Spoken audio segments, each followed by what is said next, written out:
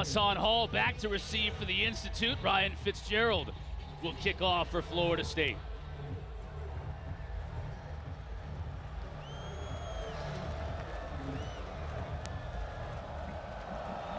Toe meets leather, homecoming at the Doak underway. Hall with the fair catch makes it at his 3. Georgia Tech will scrimmage from their own 25. For more on the Georgia Tech quarterback situation, let's send it down to the third member of our crew, Jalen Johnson, on the field. Thanks so much, Chris. Yeah, that quarterback question has been a question all this week, even all the way up till this morning. Jeff Sims is here. He is dressed, and they said they will use him in an emergency situation. But as of right now, Zach Gibson, the sophomore that took over for this Georgia Tech offense against Virginia, will get the start today. And as you said, we will also see Zach Pyron. And when I talked to E.J. Jenkins on the field this morning, he said it may be new to you guys to see these two, but we've practiced with them all year, so we're ready. And to elevate that microphone, when you spoke to E.J. Jenkins, he's all of 6'7", split at the bottom of your screen. Gibson to throw on first down. Gets it out to Hall in the flat. Picks him about 2. Zach Gibson had a rough time of it in their last game when he had to take over for Sims, didn't he, Mark, against Virginia? Fresh 9 days of practice, though, gives him an opportunity to work all those first-team reps. Hall bounces off the initial tackler, picks up maybe a couple more before Kalen DeLoach was able to make the stop, and he'll bring up 3rd down and 5. Yeah, you mentioned Zach Gibson, and last week was really the first time he saw a lot of action. Only 2 snaps as a Yellow Jacket before that, but he can transfer in for Akron where he had yards. I mean, almost 2,500 yards almost, 15 touchdowns. So he has experience as a college quarterback, and on 3rd down and 5, he's going to have to use his arm here. Gibson to throw. Hall stays in the block, so he has time. Couldn't connect with his receiver, though. Out in the flat, probably would not have been able to pick up the first down as P.J. Harris was the intended receiver. He'll bring up 4th down. Yeah, and just a little bit of off-target throw and little hook curl route with a flat route behind it. And good job by Florida State defensively, forcing a 3 and out on this opening drive. But those are the types of plays that Zach Gibson can make and needs to make if Georgia Tech wants to continue sustaining drives. The Irishman David Shanahan back to punt for Georgia Tech. Micah Pittman going to receive the kick for Florida State. High kick. Pittman from his own 23 gets hit immediately and dropped right there. Good coverage. Now a late flag comes in after the play. Robbie Shelley, a nice job in coverage, but a lot of jawing afterward. Yeah, I mean, great coverage, bad taunting. I mean, you can't do that. You can't stand over a guy who's hurt and jaw at him. That's who it is, Micah Pittman, who received that punt. He's the one shaken up right now. See the Florida State coaching staff, including Mike Norvell, obviously very concerned about Pittman. One of a great number of transfers into this program coming here from Oregon. Our referee today, Marcus Woods, we're awaiting word from him on the flag as we continue to take a look at the staff checking out Micah Pittman. Watch here, let's see. He catches the ball. After the play, unsportsmanlike conduct, kicking team, number 48. 15-yard penalty is added to the end of the play. First down, Florida State. This is number 48's first unsportsmanlike foul of the game. May have meant 28 on that. I didn't see 48 in the group. By the way, that's a good sign right there. An ovation from the crowd here at Doak Campbell. Pittman gets up and walks off under his own power. You think maybe helmet to the midsection, maybe got the wind knocked out of him? Yeah, man, it kind of was in that area, so. It's holding right now. Yep. So let's hope he's all right. You know, he's kind of he's their guy that runs a lot of the jet sweeps, the reverse, the short intermediate routes. He's also a great 3rd down catch guy, does the dirty work over the middle for them. And, you know, he's been kind of one of their quicker, smaller guys. Ja'Kai Douglas comes back this week after being injured for a while, so we'll see if he fills in if Micah Pittman cannot go any further in this game. So the 15 yards tacked on means Florida State has decent field position to start this drive. Benson and Toefili both in the backfield, flanking Jordan Travis.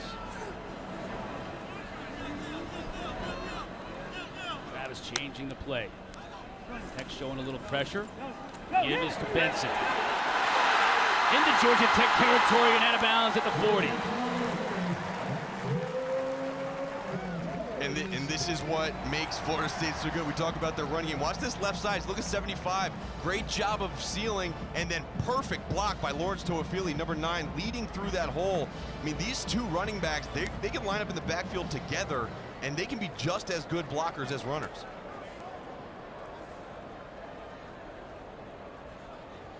Give once again to Benson. This time stops after a short gain. Give him a yard. What do you make of Jordan Travis's development?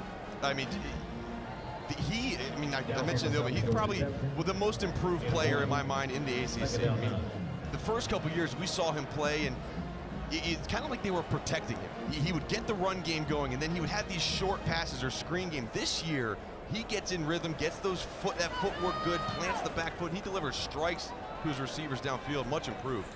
Toefili in motion. Gives to Benson. There's one tackler, can't elude the second, but he picks up the yardage on second down, bringing up 3rd and 3.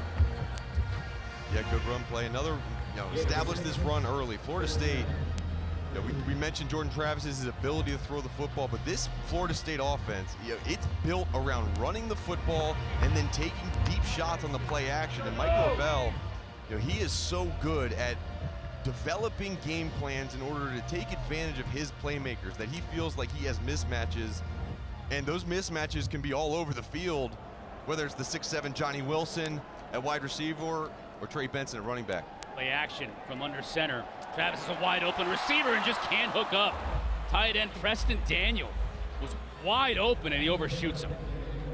Yeah, Preston Daniel's usually used as a lead blocker at fullback situation. They got a bunch of good tight ends on this team as well.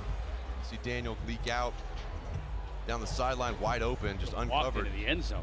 You'll see a lot of Cameron McDonald, number 87, and Marquiston Douglas, number 85, as pass catchers as well from the tight end spot. 4th down, Florida State going for it. Travis rolls out. Quickly finds a receiver inside the 30. Knocked it Catch out. on Portier. Amari Walton got that one out. Great job by Zamari Walton getting a hand in there and forcing the incomplete pass. And wow, just like that, Florida State stopped and Georgia Tech gets the ball back. Scoreless here early in Doe Campbell Stadium. Florida State was driving, but couldn't convert on 4th down. Back in Tallahassee, scoreless early action. Chris Cotter, Mark Hertzlick, Jalen Johnson, Georgia Tech, after stopping Florida State on 4th down, gets the ball back. Gibson on the keeper, picks up about 3. Give him 2 yards on 1st down. Mentioned we might see Zach Pyron, he's the redshirt freshman out of Alabama, more the running quarterback, but Gibson that time keeping it himself.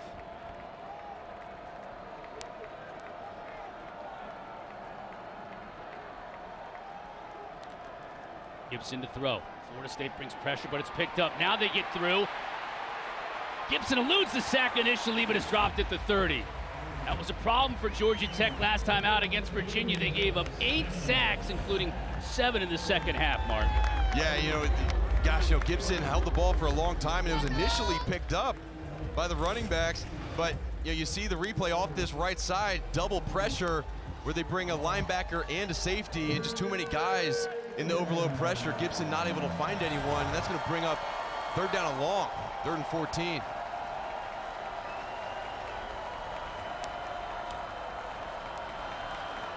Gibson to throw, nothing doing. Immediately dropped on the play, Jamie Robinson from his safety spot coming up and making the tackle. Back-to-back 3 and outs for Georgia Tech to start this game. You're going to see a lot of number 10 for Florida State. This is a guy who came in here, transferred in from South Carolina a few years ago, and they wanted to move him all around last year, trying to figure out what he can do, and they realized he can do pretty much anything. So you're going to see him lining up at safety, going to be a nickel at times, coming off the edge and pressure. Great play there. Shanahan to kick, and it's not a good one. Rolls out of bounds at about the 45, so for the second straight drive, Florida State will get good field position to start off with. We'll be back to Tallahassee after this. He's back out on the field, a quarterback for Florida State, their second drive of the day from their own 46. Benson moved. It'll be 5 yards back. For more on Jordan Travis, let's wait for the call first from Marcus Woods. Offense, number 3, 5-yard penalty, first down. Ball goes against Benson. Jalen, what do you got on Jordan? Yeah, well, he's used to being in the spotlight now, but he said he got a chance to look at it when his brother Devin played baseball here from 2010 to 2012, and he said, Jordan said him and his little sister used to get on Twitter and search Devin's name after his games, and anybody that was talking bad about him, he would get on there and yell at him. And I talked to Devin this week, and I said, so do you get on Twitter and yell at people now when they're talking about Jordan? He said, I have, but I'm trying to do so much better. But Jordan said it really helped with his mental coming in, knowing that he could look to his brother for some support. Got his back at all times. On 1st and 15. Jordan, nice catch. That's Wilson, Johnny Wilson. We're going to mention this guy's name, I think, a whole lot today, Mark. Yeah, he's phenomenal. And you don't understand his size when you watch him. I mean, just look at this fluidity in the motion. Great job of sinking his hips, coming back to the football and catching a lower football, but he's 6'7", 235 pounds. I mean, he's built like a defensive end. It's like Jason Taylor. I mean, and he runs routes and he moves his body in the air so well. And you talk to the coaches, you're like, man, he got some great twos in the transfer portal, but he didn't play a lot, in Arizona State, and used a lot more in this offense, and he's been a huge addition on the outside. Benson, what a move to stay on his feet and get to the second level. Almost broke through a tackle. Dropped by the 35, inside the 35. Clayton Powell-Lee coming up to make the stop, but Florida State moving quickly now. Saw Toefili with the catch the play before. Benson picking up a good 7 yards on first down. Low snap. Travis is able to go down and get it. Now he's going to the end zone and overshoots his receiver. Good coverage on the play. Pokey Wilson was the intended receiver, Ontario Wilson. At 3rd and 3 now, and really the whole playbook becomes open for Florida State in this short yardage, and it wouldn't be surprised to see them stay on the ground with a run play. Toefili in there, running back. He is good at catching the ball out of the backfield. Anytime you can keep the ball in Jordan Travis's hand, maybe a zone read here, could be a good safe call. Right, 4-down territory here again as they were on their first drive of the day. Benson trying to make sure they don't have to make that decision. He's close, or Toefili, I should say, but he's going to come up a little bit shy, Mark. Yeah, and I think you're right. That's a play called knowing that it's 4-down territory. Bring in some bigger guys, tight ends are subbing into the game, or their goal line package, bring in their big back, Trey Benson. And this is, everything signals here. Let's just pound it right down the throat of Georgia Tech.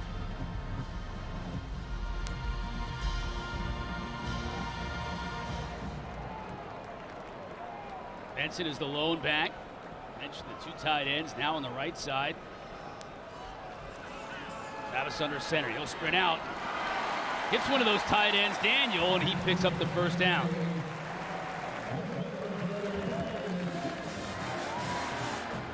All right, Preston Daniel had the drop earlier. Only has 1 catch on the season. Leaks out. Good job on the play action. Got everybody thinking run was going inside and picked up enough of the first down. Good play call. Yada Watson making the tackle until after it was a first down. Moving the chains for the Noles. Benson. Still on his feet. Picks up an extra couple of yards. Powell-Lee again from that safety spot making the tackle. Coach Norvell talking about Trey Benson, the transfer from Oregon, says he just doesn't know how good he is. Yeah. People aren't going to tackle you. You have to trust those instincts and trust your speed. Yeah, you mentioned one play in the Clemson game where you're trying to cut back and make something happen, and slipped and fell down. He's like, just keep running, man. He said he could be one of the fastest guys on this team when he fully opens up. You combine that speed with being #1 broken tackle player in the ACC, 18 broken tackles in the season. Travis now going to the end zone. Receiver falls down as the defender, and they got tied up on it. Wilson was the receiver, and Sims. That's a whole lot of length out there with Wilson at 6'7" and Sims at 6'3", and both of them came crashing down.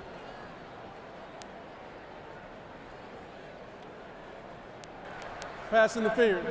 Defense, number 14. Ball replaced at the spot of the foul. Automatic first down. Well, that's obviously on number 0. 14's on offense. But let's see here. Well, I don't know. Gosh, they called it on the defense, but there's a lot of contact both sides. It's like Wilson threw the defender down, and then the defender grabbed onto Wilson and took him down. What? Goes against Georgia Tech. Yep. First and goal.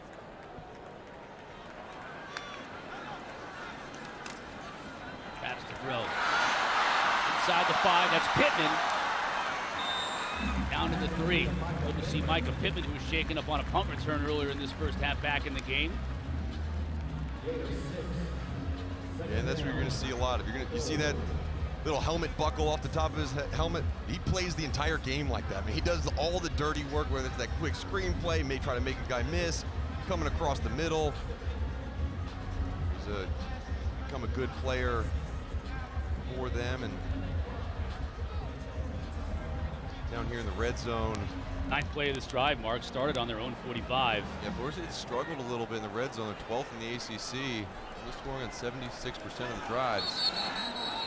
Gonna have to call a timeout here. Norvell saw that play clock running down, and down here in the red zone, to your point, Mark, you better call that TO.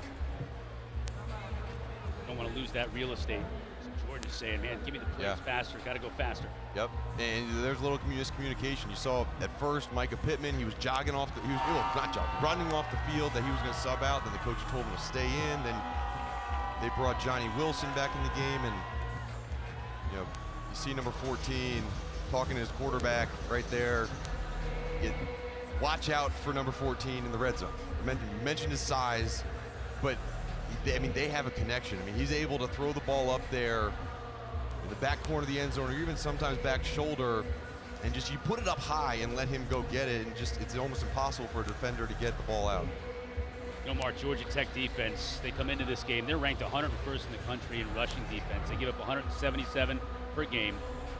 You've got a new offensive coordinator for Florida State in Alex Atkins, also the offensive line coach, former offensive lineman. He talked to us about the attitude of running the football. Yeah. You're down here on the 3-yard line. Don't you think he just wants to pound it? We got to pound this thing in. If we can't get this ball across that goal line in 3 plays, we don't deserve to get it across the goal line. Yeah, no, I mean, I agree, and I think that becomes a huge part of this game. And I think on second down, maybe you go to that run, and then third down, you throw it up in the pass. One of them is probably going to be a fade to Johnny Wilson if they don't score. Pittman, he'll score easy. No, yes, he gets to the end zone. They're going to rule him down inside the 1. I thought he was going to cruise into the end zone if he just ran for the pylon. Instead, he cut it back in. See Wilson looking for the replay board, seeing where he gets down. Mark, I thought he had a blocker on the edge. No, let's watch here. You see 45, good block, but the head linesman does a good job of blocking the camera angle. The head linesman got my way, too, on that call. There you go. Third down and goal from inside the 1. Man, another. Now Toefili is really hot. Onto the field. That looked like a substitution issue as he was talking to one of his tight ends who came over there, Mark, at the tight end. At the timeout. They've had these problems at times, especially in the red zone, where it feels like decisions aren't really being made fast enough. They had a couple times where they got backed up, and against Wake Forest, they had to be backed up out of field goal range because they took a delay of game on a fourth quarter field goal. And look at this. Good job by number 20.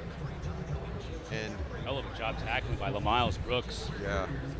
Coming over the top. Miles Brooks, I mean, he had a day last week for Virginia.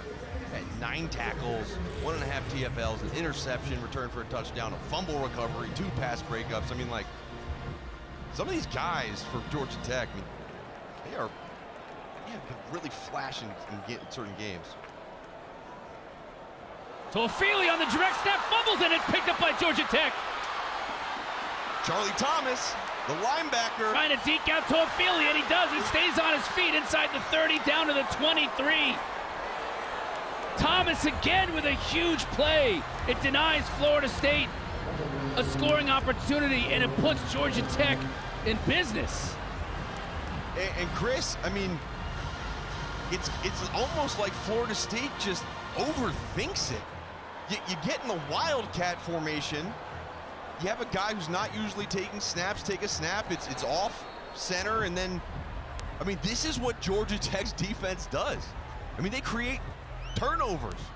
That's the 17th turnover that they've gained, and the 39th fumble recovery since Thacker, the defensive coordinator, arrived in 2019, which is second in the nation, and now they are in striking distance of scoring. Zach Pyron, the redshirt freshman from Alabama, he's in a quarterback. He's going to take it on a quarterback design run and maybe gets a yard. Also of note on that fumble return, Jordan Travis was involved in the tackle mark, and he hobbled off the field. So we'll see if we can get Jalen to see if we can get an eye on Jordan Travis for Florida State. But meanwhile, Georgia Tech's in business here inside the 25 now. A second down and 9. What a turn of events. Pyron again, trying to get to the edge. Good hard running to pick up a couple. Kalen DeLoach on the tackle. Jalen, what are you seeing down there? Yeah, when he came off the field, he was hobbling a little bit, but they also had him take off his helmet, and they were looking in his eye. So it looked like they were trying to either blow something out of his eye, but he kind of doubled over when he got to the bench. So I think there might be a lot going on, but I'll keep you guys updated. All right, thanks. Yeah, you can see on the stiff arm from Charlie Thomas, looked like he might have taken a finger in the eye. We'll keep an eye on Jordan Travis. Here it's third down and about 5 yards for Georgia Tech to keep this drive going.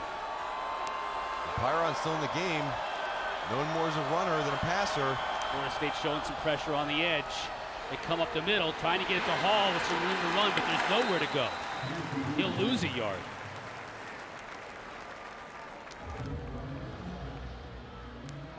There you see getting some eye drops for Jordan Travis, just trying to shake it off. Josh Farmer on the tackle for the Noles. It'll bring up fourth down. Georgia Tech, they have created a ton of turnovers over the past few games, but not many points off turnovers. You know, they've had a tough time of putting the ball in the end zone offensively when their defense has given them really good field position. The points here in a 0-0 game would be huge. Gavin Stewart from 38 yards. And he remains perfect on this season. 9 for 9 since taking over the primary field goal kicking duties against Pitt 3 games ago. The Jackets on the road take the early 3-0 lead. SEC Unity Week can be concluded here today in Tallahassee. Big turnover in the red zone for Florida State. Leads to a long 71-yard fumble return by Charlie Thomas and a field goal to put Georgia Tech on top early. Stewart, who kicked that field goal, will kick off. Sam McCall from his own 3. Pittman in front of him, but he can't get there to use a block and is dropped at the 20. Let's take a look at that fumble recovery here in the tackle made by Jordan Travis. Yeah, it looks like he gets dirt or something poked in his eye.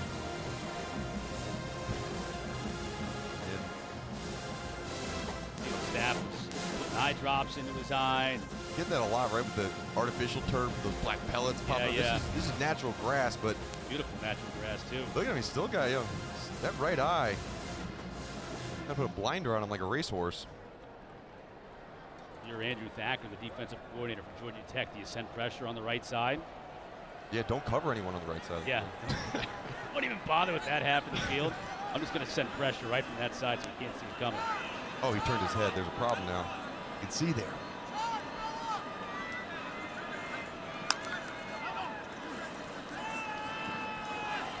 Travis to throw. Has a receiver open near midfield. Micah Pittman again. Check that. That's Ja'Kai Douglas. Ja'Kai Douglas returns this game, does a really good job. This inside fade route, stabs inside, gets the defender to lean in that way, and then just works his way outside. Good pass by Jordan Travis. Was to his left side, though. Yeah, you're right. Only the second game of this season for Ja'Kai Douglas. Made his debut against Clemson after battling with an injury. They say he's 100%. Benson has room on the right side. Slams into a defender, picks up 9. Got a flag behind the play, though.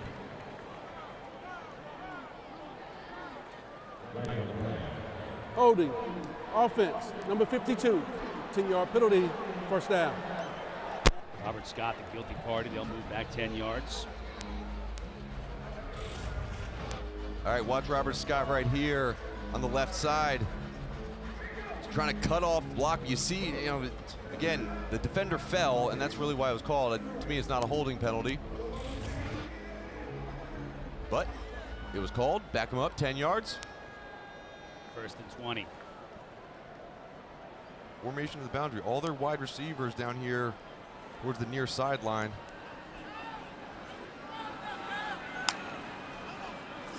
Travis to throw. Toefili in the flat.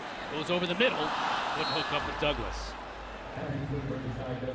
Man, That pass had a lot of sauce on it, didn't it? it had sauce on it, and there, the right side of the field, the field side, it was wide open. There was almost nobody over there. I saw Toefili coming out of the back. Yeah, Toefili was uncovered. McLean was uncovered. See if they keep that in our minds. If they go back to that formation on the sideline again as this game progresses. Toefili again in the backfield. Two time-consuming and long drives for Florida State have yielded 0 points so far in this game. Travis to throw. Now the pocket breaks down. He gets wrestled down, stays on his feet, looking for a receiver, and couldn't hook up with his tight end, Marquiston Douglas, but he did a phenomenal job just staying on his feet. And that's what makes him so good. And you'll be able to continue to extend plays. Good job on the rush by number 6 on the right side of your screen. You're just able to grab a hold, but good escape and don't take a sack. But 3rd down and 20 now. Too high safety for Georgia Tech. They keep everything in front of them. That was Keon White who applied the pressure from his DN spot on that last play, forcing this 3rd down and long. Tech was able to get some pressure, all kinds of flags in the backfield. Toefili trying to make enough players miss to find that 1st down marker, and he's nowhere close near midfield, but we got to check the flag. I think it's Keon White again. Personal foul. Roughing the passer. Defense, number 6. 15-yard penalties added to the end of the run. Automatic 1st down. You are correct, Mark, and that is a costly penalty. Gosh, it's costly, and he got his hands up around the face of Jordan Travis. Really good rush by Keon White.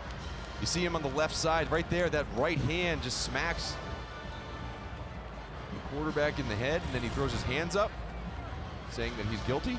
There's no gray area there. But look at that guy. I mean, you know, the Bruce Feldman freak list, he's on that because he runs 21 miles per hour. He benches 225 38 times, and he has a 32-inch vertical. So great seeing those D linemen like that wearing single-digit numbers. Benson trying to bounce it outside, stays on his feet, and he is relentless. Nowhere to go, though, because of the pursuit by that Yellow Jacket defense, led by A. Seeley. Balls get involved. That's what this Georgia Tech defense is going to do, right? They might miss a tackle here and there, but they're going to have 9 other dudes running to the football to help make those tackles. Very rarely are they not gang tackling the football. Receiver wide open. That's McDonald. Veteran tight end Cam McDonald will reach the sticks, move the chains.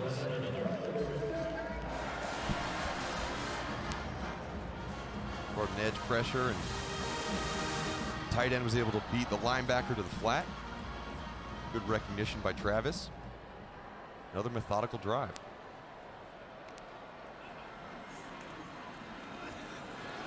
Benson trying the left side. Forced wide.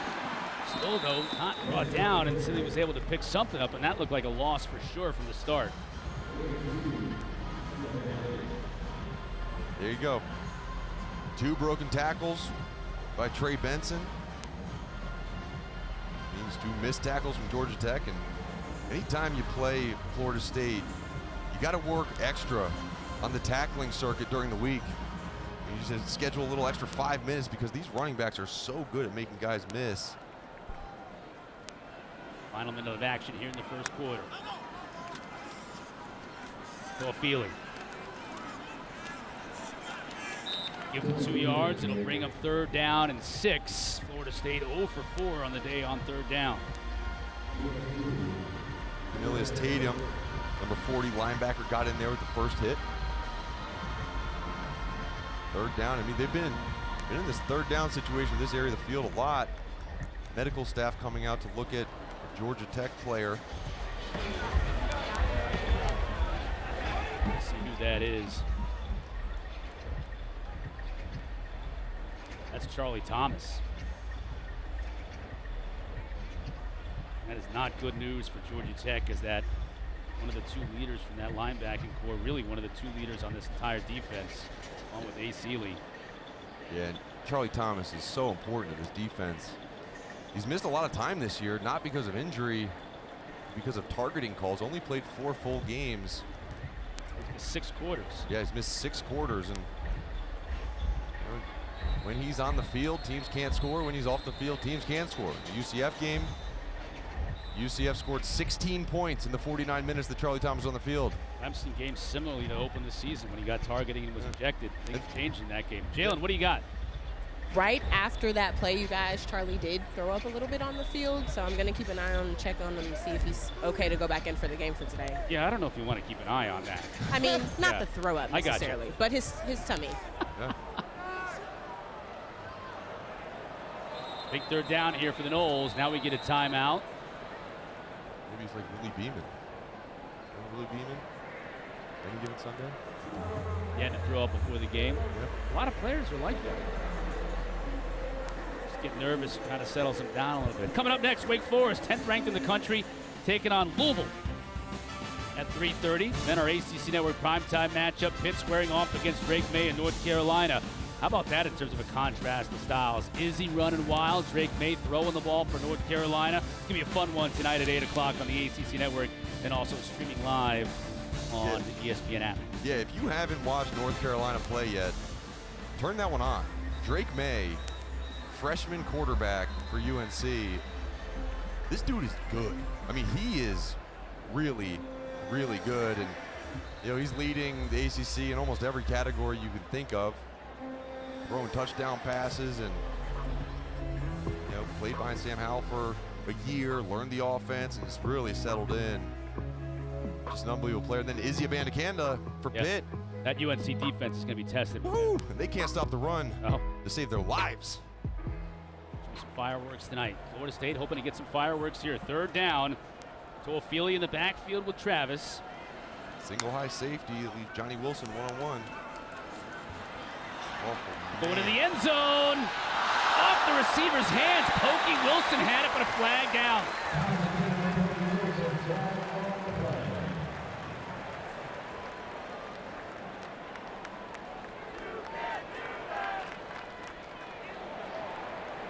Pass interference. Defense, number 7. 15-yard penalty. Automatic first down. Kamari Walton, the guilty party. All right, here's the single high safety. Watch Johnny Wilson on this route. He comes wide open for the quarterback, and it's, I mean, that's wide open. And Jordan Travis just misses him. That could have been a touchdown easily. To the corner. Toefili. Ball comes out. The official hasn't signaled a touchdown yet. He got right to the pylon, and it looked like the ball came out and went out of bounds. It'll stay with Florida State. Another dangerous play right on the goal line for the Noles. Look at Toefili here. Reaching to get to the pylon, and the pylon was knocked over, but the ball didn't do it.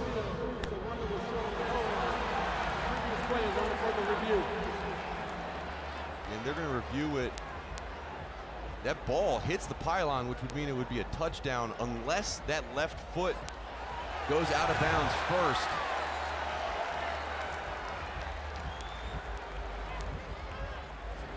Reaches the ball for the pylon there at the very end. You can see where his knee hits as we're reviewing the play.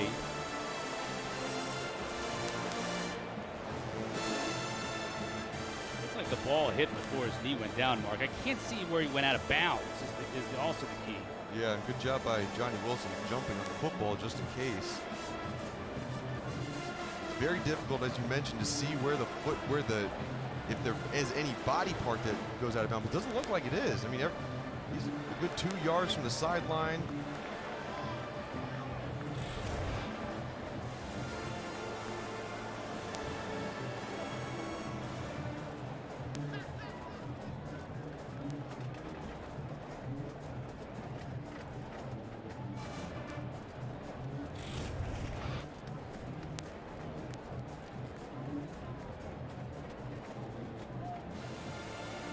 There you see him reaching for that. You can't on that angle too. You can't see him.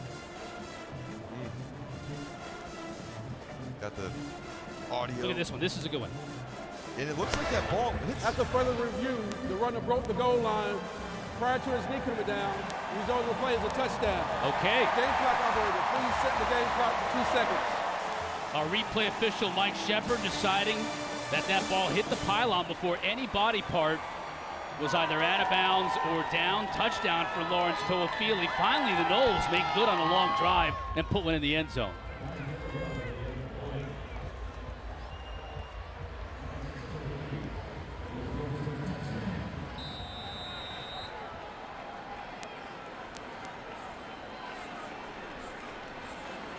Fitzgerald for the PAT, and he is good. Noles go 80 yards in 9 plays in 3 minutes and 50 seconds, and they finally convert. Wasn't pretty at times, Mark, but they put some yards on the field, and now they take the lead. Yeah, they do, and again, good job by the left side of the line on that play. Toefili does a good job running.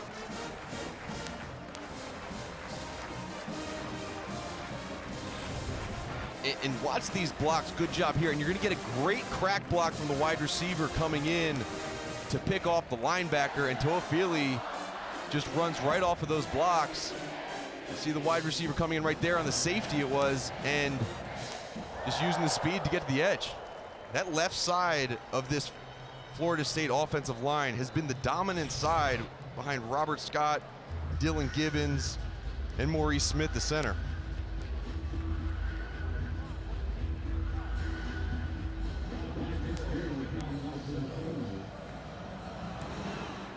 Fitzgerald puts a boot into it. Fair catch. Hassan Hall lets it sail over his head. 2 seconds left in this first quarter for Georgia Tech in this offense.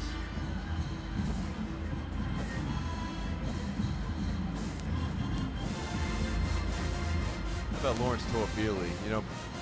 We called him, he played a lot as a true freshman, part of that 2020 freshman class, and really was thrown in maybe before he was fully ready. And it was a lot of the gadget guy, caught passes out of the backfield, but he's really developed into an every down back. And they're fortunate they have 3 guys who can really play in that backfield. But Toefili, he has progressed and become a physical downhill runner as well. Pyron remains a quarterback. He's going to keep it, trying to get to the edge. No chance. Brought down that time to end this first quarter. Reedy Vance making the stop for the Noles. Florida State on that last touchdown drive, taking the 7-3 lead into the second quarter when we come back.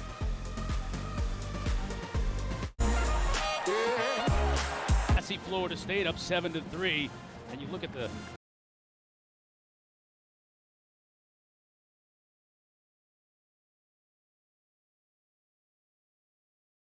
they've made mistakes in the red zone that's preventing them from having a greater lead. Pyron the pitch. That's Dante Smith. Trying to get outside, just not a whole lot of room to run. Maybe picks up 2. Jamie Robinson, you mentioned his name earlier, Mark. We've been calling him a lot today, making the tackle on the outside. Yeah, and right now, Georgia Tech in their run game, they're all trying to get around the edge. I mean, everything's pitches, read zone stuff, trying to get on the outside, and Florida State's defense is just way too fast for that. I mean, you want to try to run the ball up the middle where you at least can get more numbers and double teams on some of these defenders. On third down, you're not going to be running the ball here. McCollum in motion at the bottom of your screen. Pyron to throw. Has time, has McCollum over the middle, first down. There's a zinger. First down of the day for this Georgia Tech offense. All right, Pyron. And there you go, throwing the ball over the middle. Allow these quarterbacks to at least make plays. I mean, all the play calls that you've had so far have been bubble screens on the outside. Call some plays. Charlie Long, the offensive coordinator, first year here. Obviously, it's a different quarterback, but you want to continue to see more of those plays where you throw the ball at least over the middle, downfield. Smith. And again, another outside zone play that allows the speed of this Florida State defense to get out there. And you see Travis with a little ice cup in his eye. Keep that swelling down off of that left eye. Might be a Mick cut man. Saw Patrick Payton, the DN, make that last play. Keep your eye on him. We're going to talk more about Patrick Payton, the redshirt freshman, as this game goes on. Smith, he just has nowhere to go. No. Top right at the line of scrimmage. Dennis Briggs involved. And Brendan Gant too. Yep. And Patrick Payton, there's certain guys that you talk to coaches about, and the young guys, hey, who's going to be the next great one? And pretty much every coach for Florida State has circled number 56, Pat Payton, out of Miami, Florida, redshirt freshman. Coaches are excited about this guy. And he's now in pass rush mode on 3rd down and long. Top of your screen. Byron to throw. Has an alley if he wants to step up, and has a receiver wide open, and he hooks up with Leonard. But unfortunately, Leonard was too close to the sideline when he made the catch, and he runs out of bounds. He could have run for days.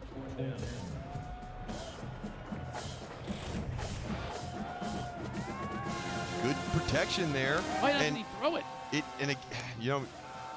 You want to do it earlier, and really he doesn't throw it, Chris, because this is his first time playing college football. I mean, he's not a redshirt freshman. He hasn't been around the game. I mean, and look, there's Chris Winkie right there. Chris Winkie's obviously the Heisman-winning quarterback from Florida State. Chip Long was talking to him as well, the OC.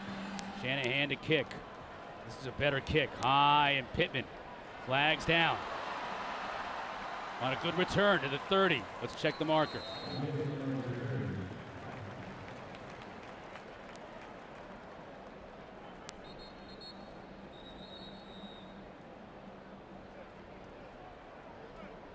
A lot of flags on special teams in the first quarter plus of this game. During the return, holding, receiving team, number 88, 10-yard penalty, 1st down.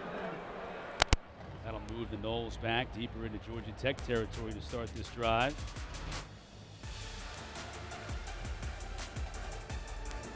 Yo, what's up? I'm Paul. Florida State scrimmaging from their own 10 here in the 2nd quarter. Jordan Travis. And ice above his left eye. That last defensive series for the Noles back in there, trying to keep the swelling down. Full field of vision. Goes to his left side to McClain.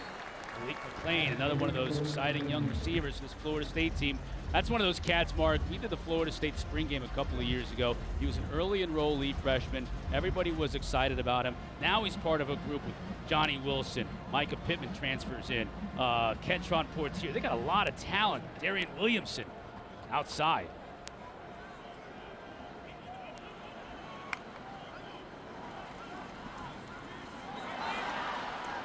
Thought he was going to run with it. Instead, he gets it back out to McClain. The pitch. So that was an interesting play. Jordan Travis kept it, but with McClain out on the left, he was able to pitch it backwards, even if he might have been above beyond the line of scrimmage. It's a 1st down. New age triple option. The inside zone, the quarterback option, the pitch. And you talk about McClain, his development. Alex Atkins, the OC, he said, when you stack that wide receiver room with some really good older players, wait for this call. The ruling on the field is a backward pass for a 1st down. The previous play is under further review. All right, they're going to see if it was backwards or forwards, a legal pass. We'll see when we come back. A domestic violence. Upon further review, Mark, the play stands as called. Backwards pass. Yeah, and, it was pretty obvious. This official, he knew it right away. And, again, I don't know, it was reviewed. That's why these games take longer than 3.5 hours. Refs like to review extra things, but either way, good pitch reception by Malik McClain. Picked up the 1st down, and I was saying before the refs decided to review was that, Malik McClain has had this influx of wide receivers that come in that are vets, that are good, and it raises the level of all the other players that are in that room, and you've seen that from him. Give to Benson. Falls as he's trying to make a cut. Limits him to just about a 1.5 yard gain.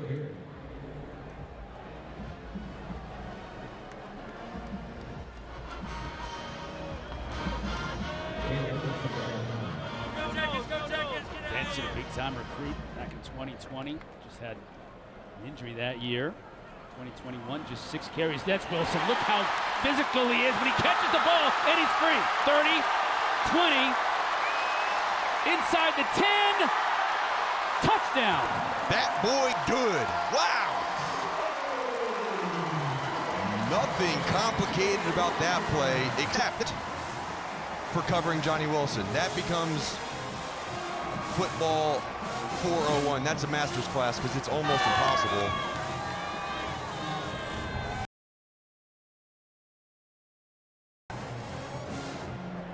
Great job pulling it in, hitting him in stride. And you see his speed. Good effort by the Miles Brooks, but gets in there for big play. Another big play on this season. 53 plays of 20-plus yards coming into this game, number 2 in the nation. Add another one to that. 78. It's Gerald. Good on the PAT. That's been an issue for. Give up another one here. Johnny Wilson makes a couple of moves, gets to the end zone. Play Johnny Wilson putting the Noles up 14-3 here in the second quarter. Homecoming for the folks in Tallahassee. Enjoying the festivities today. FAMU also enjoying homecoming today. What a weekend in Tallahassee. FAMU just around the corner. Fitzgerald puts his toe into it. And Hassan Hall will let it bounce into the end zone for a touchback. Chris Wenke, quarterback's coach for Georgia Tech, issuing final instructions with Yellow Jacket offense comes on the field. Yeah, Chris Wenke obviously had a phenomenal career at Florida State. And actually in this matchup, he has the most passing yards by a Seminole versus Georgia Tech in the history of this game. 443 passing yards in 2000. And that was the year that he finished and won the Heisman Trophy. See those records there? They've been there for a long time, and I expect them to be there for a long time more.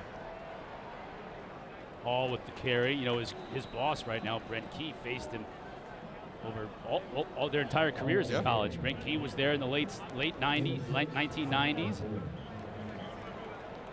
All-conference offensive lineman at Georgia Tech. Flag comes in, second down. Hall loses a yard. Kalen DeLoach is in there to make the stop in the backfield. It's going to be a bad one. Looks like it's going to be a chop block. Personal foul, chop block, offense, number 54 and number 2. 15-yard penalty, second down. Tech has more penalties than they do yards. That's not good.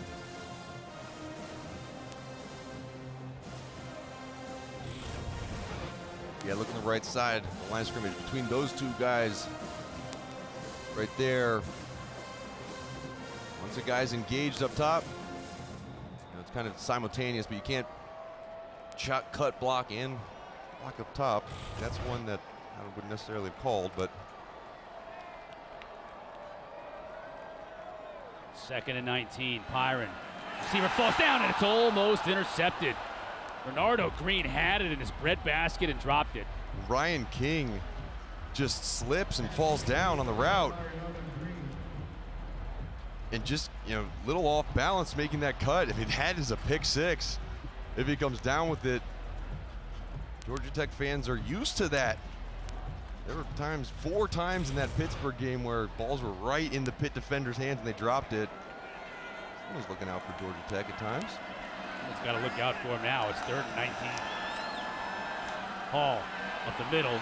Picks up good yards on 3rd down. He's shy by about 4 from reaching the stick to gain. Akeem Dent making the stop.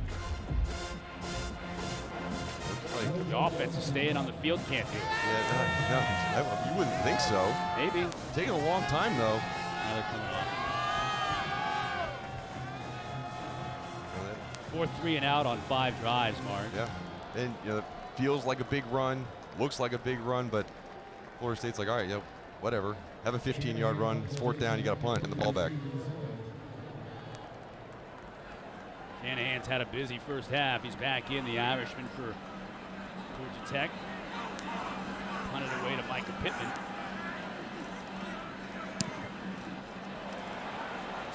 a little bit off the side of his foot, and it takes a Florida State hop down at the 37.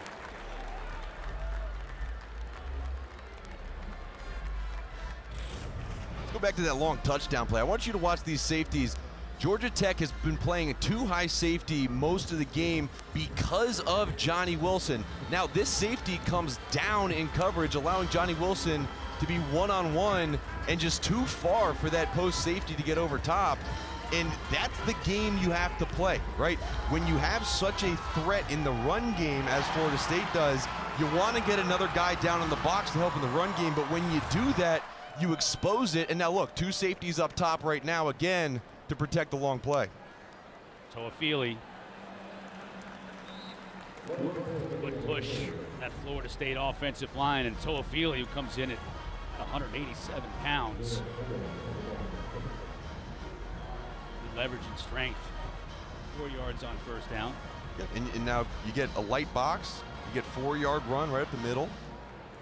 Okay, now they bring down the coverage, single high safety again. See if it's play action. There it is. Wilson, ball gets tipped and almost intercepted, but falls harmlessly incomplete. Trying to hit Wilson on the slant pattern, but Samari Walton is right there to almost bring that wobbler down. Surprising stat there, even though it's been a game dominated by Florida State, they're over on third downs. Had a couple of those drives extended on third down because of penalty for Georgia Tech. There's Johnny Wilson, bottom of your screen.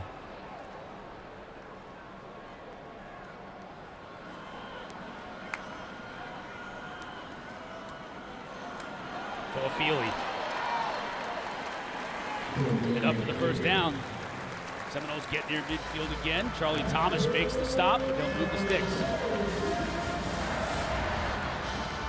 Get the ball on the ground. Good blocks. You see they brought the tight end, number 45, over on motion. Does a good job of getting out to the nickel back. Blocking.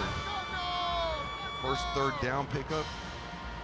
Got to give 71 Dimitri Emmanuel credit there, the transfer from Charlotte. Yep.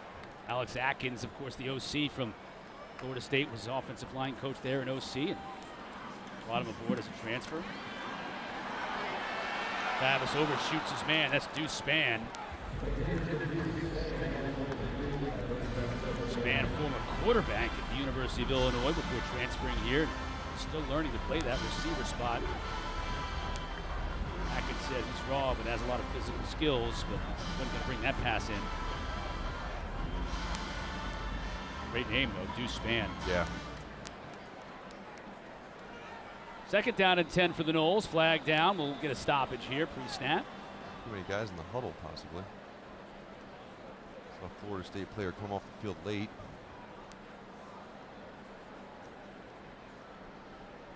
Substitution infraction. Offense. More than 11 players broke the huddle. 5-yard penalty. Second down. Bell not too pleased about that mistake.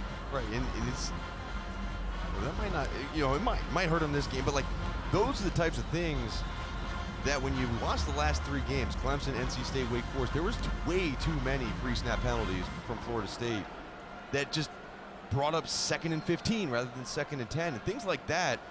I mean, that's the next step from Norvell and getting this team not just a competitive team, but a perennial powerhouse. Fake to Benson. Nice pitch and catch, huh? That's Tron Portier. That ball was right in his hands when he came out of his break. Yeah, and that was, that's a timing route. Perfect job on the outside. Watch number 3, watch Benson. Good job of picking up the late blitzer. And that ball was delivered on a strike right between where the cornerback was and that linebacker was flowing over top. Now 3rd and a long yard. Benson remains in the backfield. Travis hits it. Then he comes out and throws a block. Benson picks up the first down. How about Jordan Travis? Jordan Travis lowers that shoulder and blocks. There you go. There, getting a good block on the safety.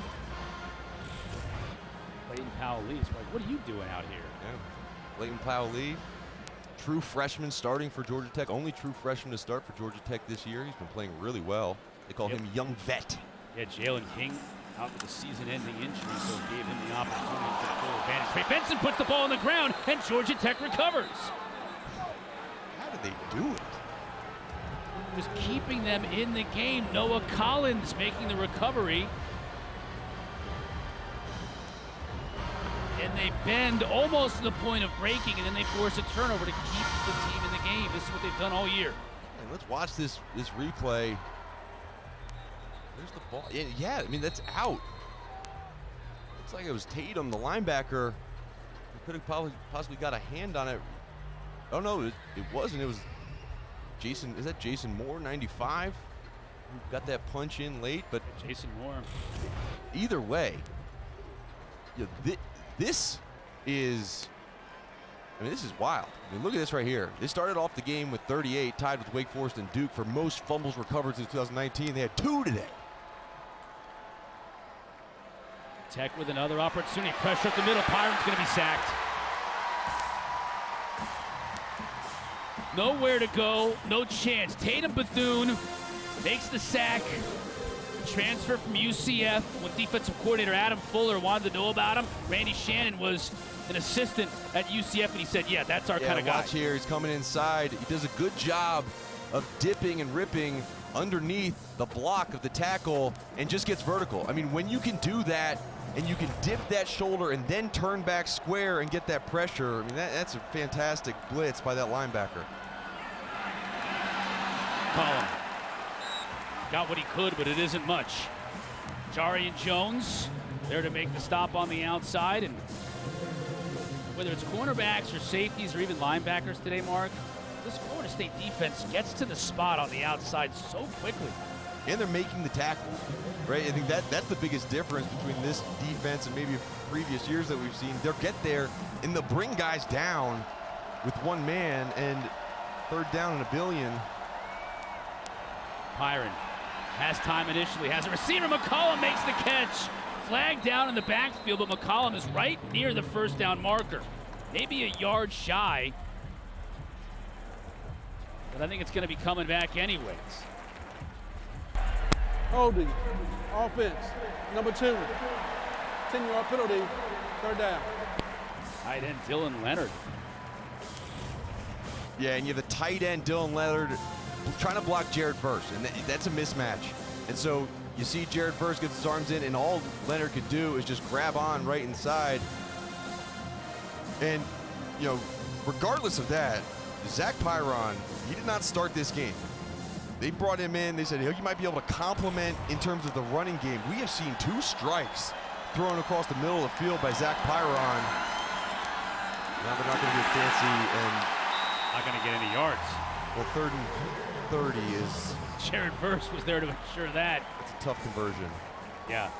6 TFLs on the day for Florida State. Jared Verse made plays in those last 2. One drew the holding call and then got there.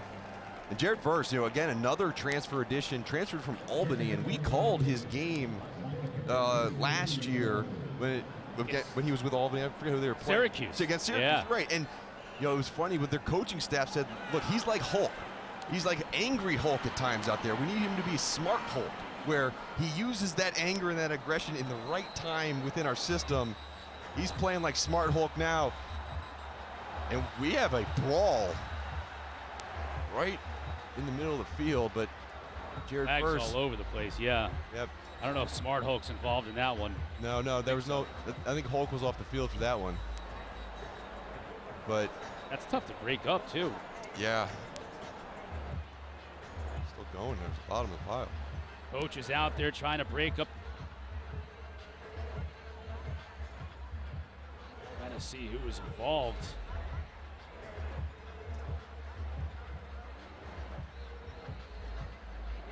Sidney Williams for Florida State, one of them. Had Sidney Williams there. You had Rod Bryant for Georgia Tech at the bottom of that pile, number 15. Let's see what happens. I want you to watch right up here Watch those guys as this play going. You see a little block in the back. That's what drew the flag. I don't know who that exactly was. Looks like number 11. But then you get the tackle, and that's where it starts. And at that point, that's when it just gets, get off. During the return, holding, receiving team, number 11. That 10-yard penalty will be enforced. After the play, unsportsmanlike conduct on both teams. Number 15 for Georgia Tech. Number 23, Florida State. Those penalties canceled. First down.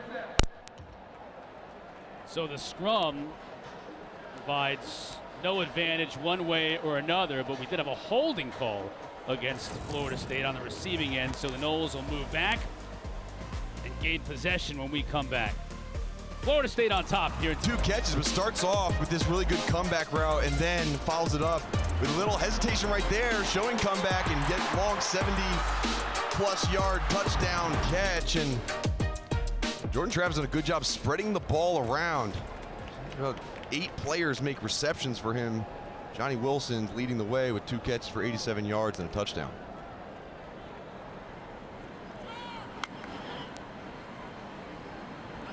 Tech showing a little pressure. They got some movement from Florida State. Again, Mark, too many mistakes, especially pre-snap, to put themselves in a hole. False start. Offense, number 53. 5-yard penalty. First down. Jalen, what's going on down there?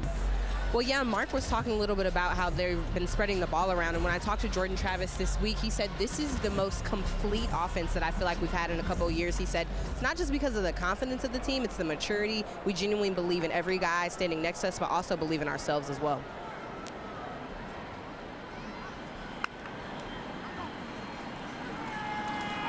First and 15. Behind the receiver. That's a nice catch by Trey Benson out of the backfield. Officials say he caught it before going out of bounds. So that'll pick up the penalty yardage and 5 additional yards. The second down and 5. Great recognition by Jordan Travis. Getting the running back involved, matched up on a defensive end, throw back shoulder, first down. Sorry, second down. A good completion. Would have been first down without the penalty yardage. Now it's going to be first down. Benson, look at that move too to get to midfield.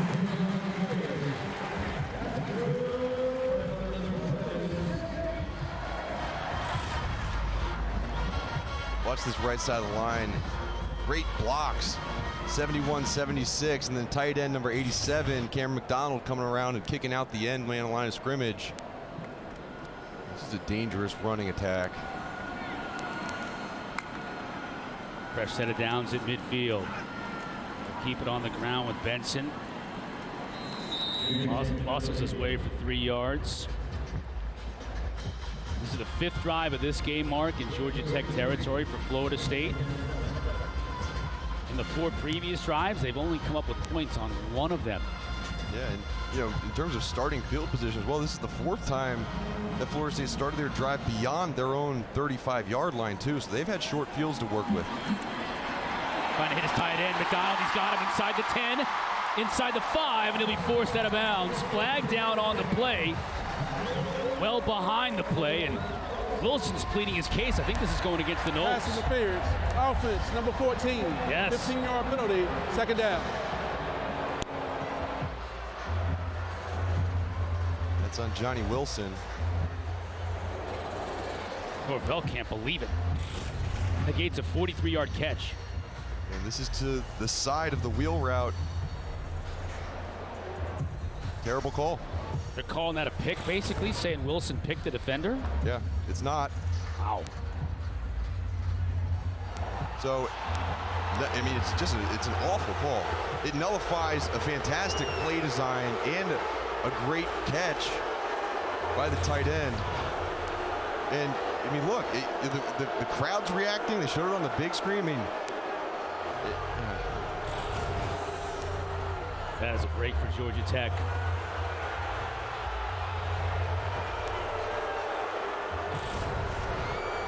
So watch this, right? Like, if this is going to be a pick, there would be, first of all, Johnny Wilson's not even looking at the defender.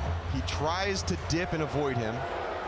And You know, just a good rub route that happened because the defender was trailing. Cole's got to overcome it on this drive. Travis, that's a receiver open, hits him. Toefili inside the 20, makes the move, and he'll score. Well, they made up for it. 62 yards for the Noles. Once again, this play design, we have fire zone coverage where a defensive end is going to drop off and take a running back. Well, Florida State did their homework.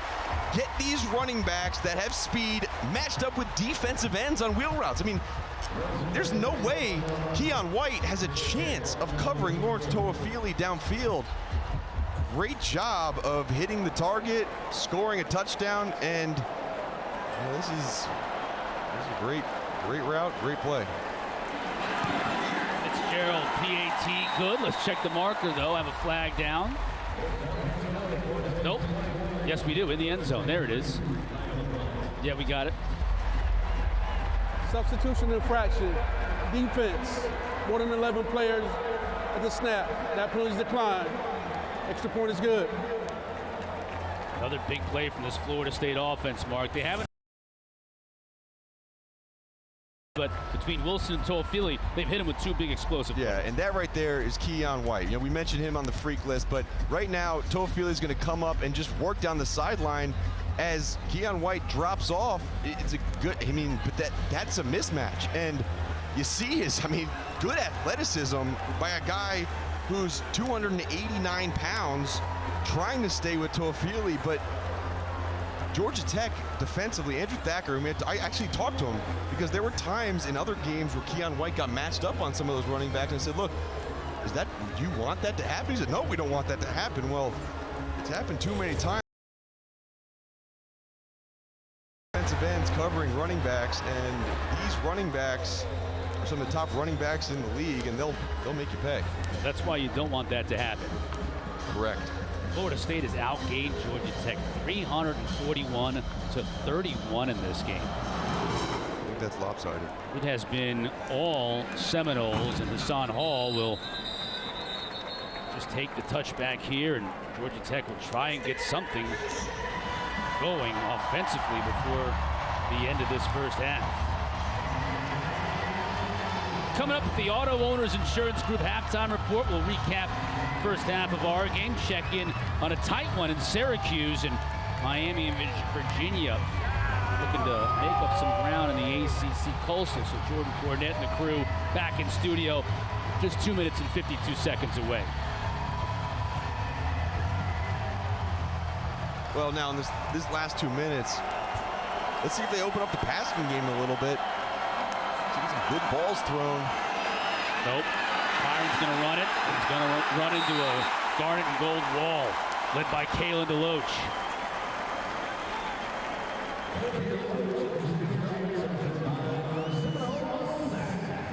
Yeah, Zach Byron, just no chance for him on those plays. We've seen him deliver some strikes, Chris. I mean, at this point, you know, with 2 minutes left to go, you're getting blown out.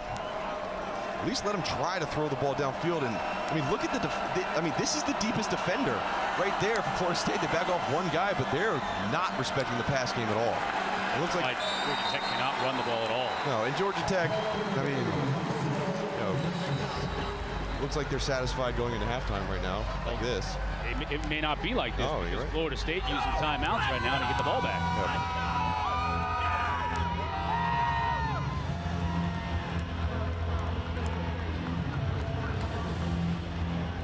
Down at 14 for Georgia Tech. Sixth time today Georgia Tech has faced the 3rd and 10+ yards. Yeah. Yep. It's just very hard to convert in those situations. And only converted one for 7 on 3rd downs so far today, and 1 first down on the whole day for Brent Key's crew. And let's not make any bones about. I mean, Jeff Sims. You know, we mentioned in the beginning of the game, Georgia Tech starting quarterback, he's missing today. You know, he got hurt in that Virginia game last week, and he's a guy that he really makes this offense go. And part of this offense is allowing the quarterback to run the football, and the threat of that quarterback run slows down some of the pass rush. But when you don't have him in the game, you got to call other plays.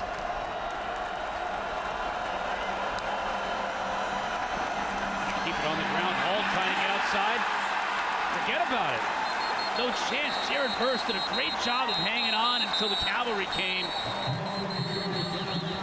And that's that. Yep. Well, assuming they punt here, that's the 5th 3 and out for Georgia Tech so far today.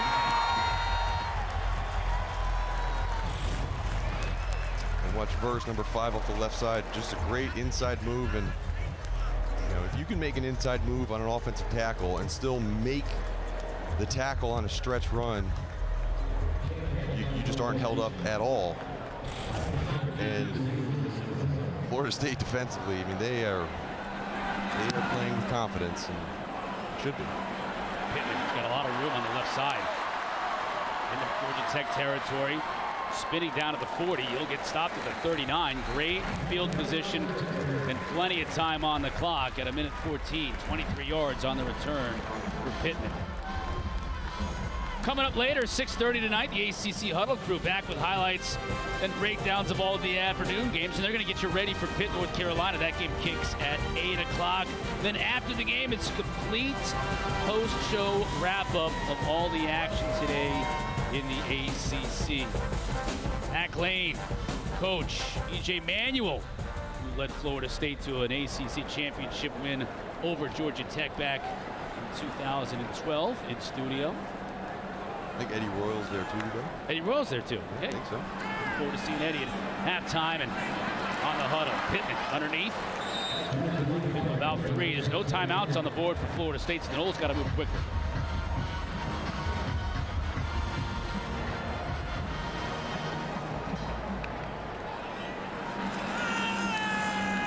Toefili stays in the block.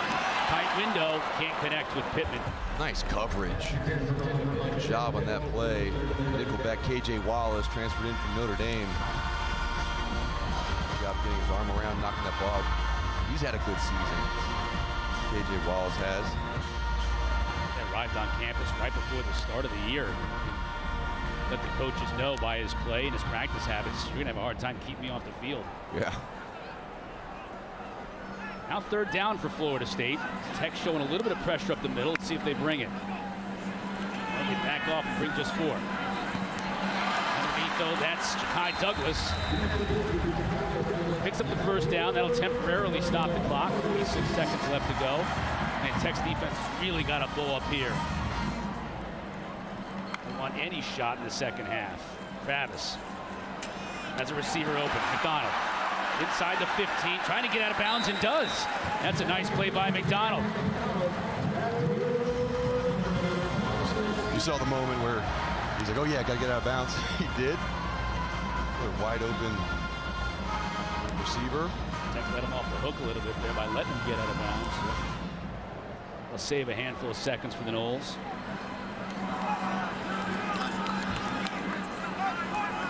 Travis can take his time a little bit here to set the play up.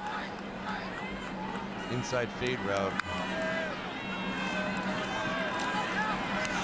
Ball batted straight up in the air and could have been intercepted.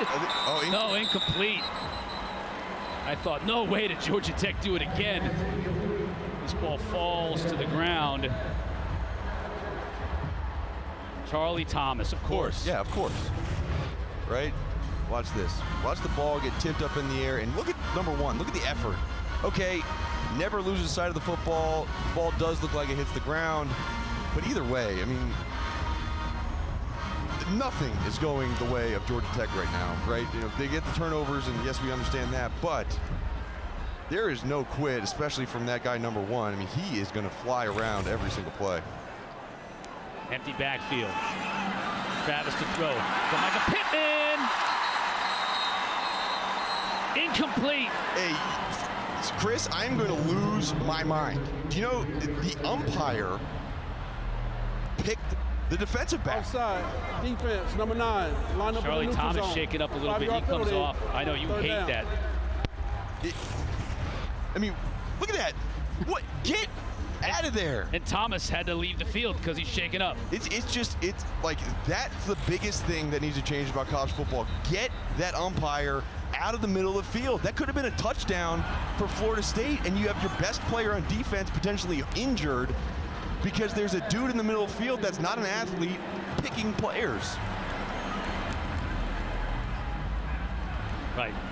Not that it's U's fault, No. the umpire. He's where he's supposed to be, but in college football, Right. the umpire is on that side of the field. In the NFL, it's behind the quarterback. Yeah, and that ball clearly hit the ground. It just, again, there.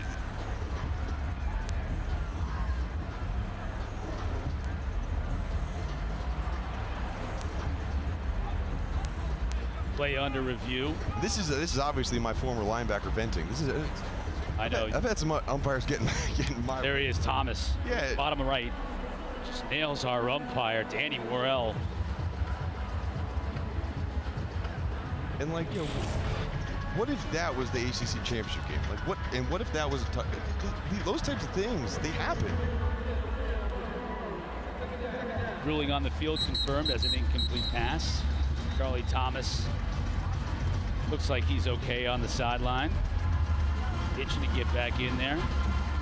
Second down, about 5 yards to go for Florida State.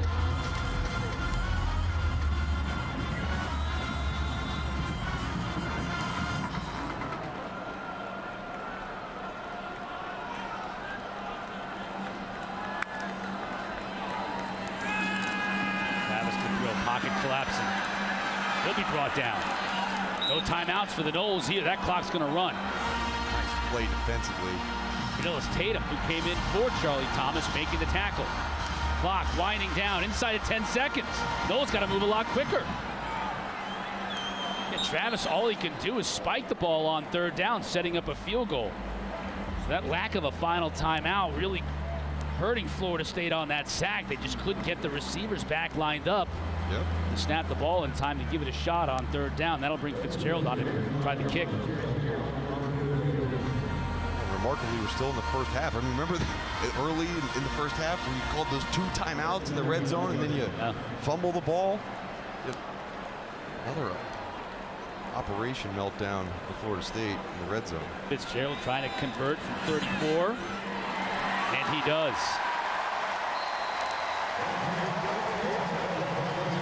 Three zeros on the clock as Fitzgerald nails it from 34 yards out, and Florida State puts the finishing touches on a dominant first half, up 24-3 over the Georgia Institute of Technology.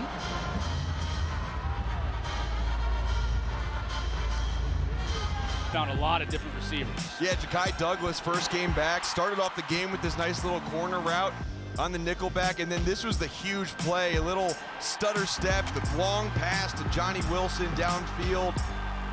That one went for 78 yards and a touchdown, and now this one, they got Toefili matched up on a defensive end, and that one went for 62 yards and a touchdown. So it's been the big play passing for Jordan Travis in this Florida State offense, and we'll see if Georgia Tech has any answers to stop them. Florida State gets the ball to start this second half, unless Georgia Tech can recover this onside kick. It's right there, and they did. Wow. Well, you're down 24-3. You're not getting anything going offensively. Why not try an onside kick to start the second half and see if it pays off? And Rodney Shelley was there with that ball just tantalizingly sitting on the 11 yards past the T-spot, and he fell on it. Surprise onside kick. It's amazing execution. I wonder if that Georgia Tech player touched it, though, before it's right on the line, isn't it? Past that line. It doesn't look like they're going to review it, though, shockingly. Yep. Man, what a play. And now, let's see if they can do anything with it. I mean, see if it lights a fire on this Georgia Tech offense. They have been unable to do anything on this side of the ball. Zach Pyron, he gets a start in the second half, hits his tight end, Dylan Leonard. That's a nice gain on first down. There it is. Zach Byron's in there. I mean, in the first half, he was 4 for 5. I mean, he completed 80% of his passes, just didn't get the opportunity to start off that first play with a quick pass, 3-step game. It's going to be big if they can continue doing that on first and second down. Only the second first down of the entire game for Georgia Tech. Now Hassan Hall. He bounces it outside. He's close to another first down. I think he's going to be about a yard shy. Jalen Johnson down on the field. What do you got for us, Jalen?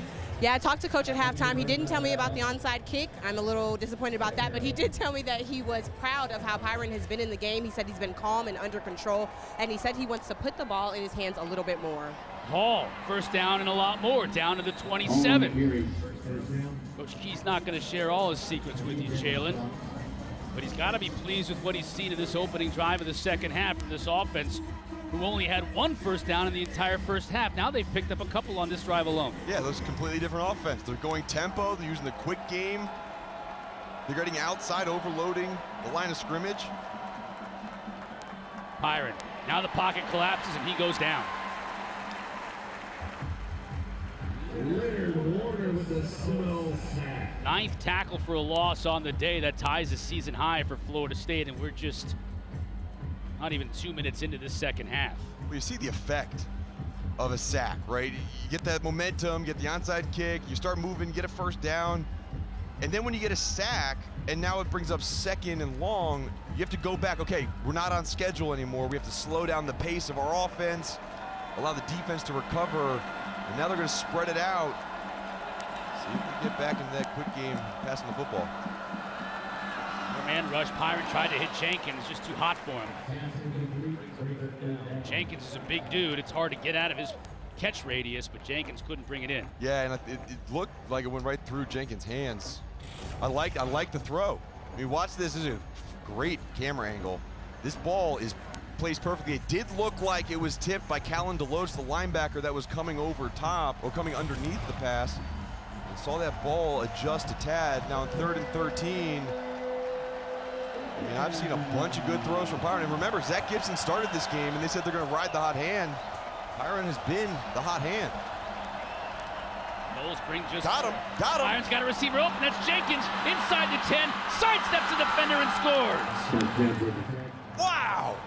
32 yards on the pitch and catch from Zach Byron to E.J. Jenkins, his 3rd touchdown reception of the year. What a first drive for Georgia Tech here in the second half. Good protection by the offensive line, and it's just a wide open on the corner route. Got in that bunch formation. Good job by Chip Long, the offensive coordinator, going to halftime, say, look, number 14, Zach, we are going to allow you to throw the football. Take the handcuffs off. Great first drive, capitalizing on the onside kick recovery.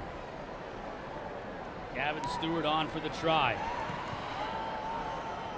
Splits the uprights. Zach Byron, his first career touchdown pass. He finds E.J. Jenkins, 32 yards downfield. Georgia Tech finds the end zone for the first time today, working their way back into this one. Second half, Jackets took the onside kick, recovered the onside kick, I should say, to open the second half. Took the ball right down the field and scored.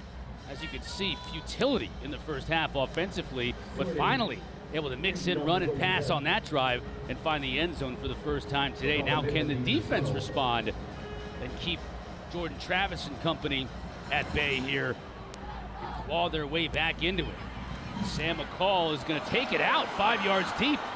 That might be ill-advised, and it was. Ball comes out, but it looks like it may have been out of bounds. Got a flag down in the play, and McCall was dropped at about the 18. And if this is against Florida State, they're going to start out from the shadow of their own goalpost. Wait for referee Marcus Woods. Doing the return, holding, number 93, receiving team. Half the distance to the goal. No, I'm sorry, 10-yard penalty.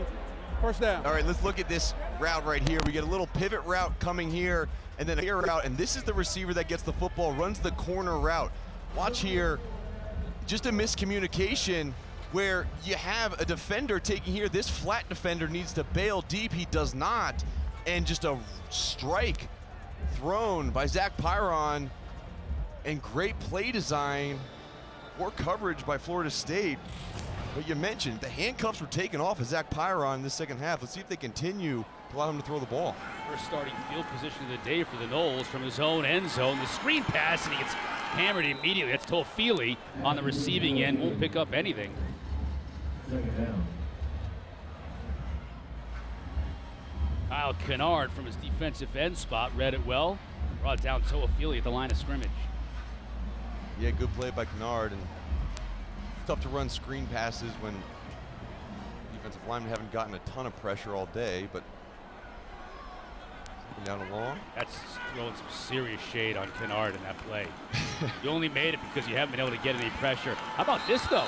Stopping the run, too, bringing up 3rd and long from deep in their own territory. Georgia Tech's defense taking a cue from their offense. Micaiah Scott in the middle making the stop.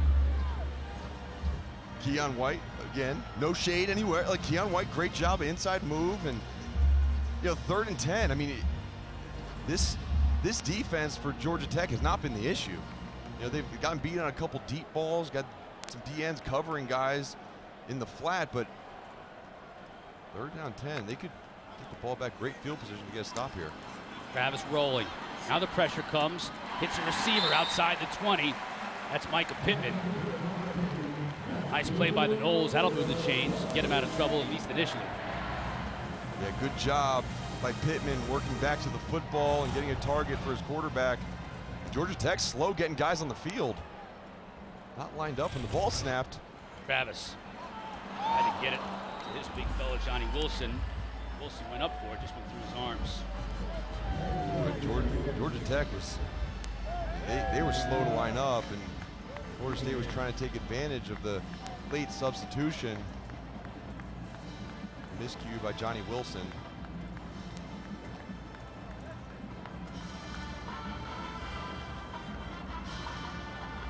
Bulls. 2nd down and 10. Go back to the run. Georgia Tech again, those 2 high safeties. See Jordan Travis killing the play, going to the run. It was Toefili, big lane to run through. Into the secondary. Brought down after a 1st down by Kenyatta Watson. Good call, Mark. Saw something he loved on that play, and 17 yards later with the chains. Saw it to 2 high safeties and brought 2 guys back around, and that's right where the running back goes. Not only 6 guys right there at the point of attack and too many blockers. Just a great job of understanding the defense and taking advantage.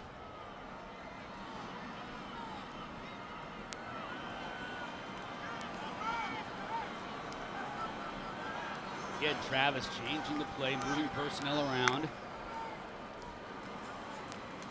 Wow. No chance. For 97, a kilo stone. Dropping Toefili for a loss. Kilo stone, good move. Moving on Dimitri Emmanuel. Seems to get right in there. You mentioned at the open, too, Georgia Tech defense, they've done 2 things remarkably well this year, forcing turnovers and TFLs. Yeah. Top 15 in the country in TFLs coming in. Pick up another one there. 2nd down and 12. Going single high safety. Travis has time, and he has a receiver. That's Pittman, overshoots him, though. Covered well by K.J. Wallace. We mentioned K.J. Wallace in that first half, and talking to Andrew Thacker, he said, really K.J. Wallace, that nickel position, having a guy there who can cover and play against the run, that's what makes this defense work. Running this 4-2-5 defense, there always has to be one DB that can do multiple things. For Georgia Tech, that's K.J. Wallace. Good coverage on that play. Toefili in the backfield with Jordan Travis, 3rd down and 12. Tech showing a little bit of pressure. Johnny Wilson's man-to-man, top of your screen. They bring 5. They don't get there. There you go on the top of your screen, and Wilson goes up to make the catch. What can you say about the coverage? It was there from Kenyatta Watson, but Wilson's just too big and physical. And man, this drive, you've seen the check with me at the line of scrimmage, where you come out, see what the defense is in, and then we're going to run a complementary play to what the defense is in. First, you saw that 2 high safety. All right, let's run the ball up the middle. Then you see the single high safety man-to-man on Johnny Wilson. Now they're back to 2 high safety. See if Georgia Tech goes back to the ground. Now they're rolling down. And that's Toefili. it. Yep, picks up 8. Good gain on first down. And what Georgia Tech defensively, what they need to do in these situations is start to show like bluff coverages where you're getting those 2 high safeties up there, and in the last second, when Jordan Travis stops looking at the sideline and comes back to the play, then you move down, then you rotate, because you want to try to have the chalk last in terms of being in the right play on the defensive side. 2 high safety again, leaning far towards this side of the field. Fake to Benson. Travis has time. Now he rolls out. Incomplete. Dropped by Pokey Wilson. 3rd down and 2 on the 11th play of this drive. They've already converted a couple of 3rd downs to keep it going. They'll have to convert this one if they want to keep the drive alive. Foot out of bounds. Softened Pokey Wilson on that play. Florida State started the game 0 for 4 on 3rd down, since 5 for 6.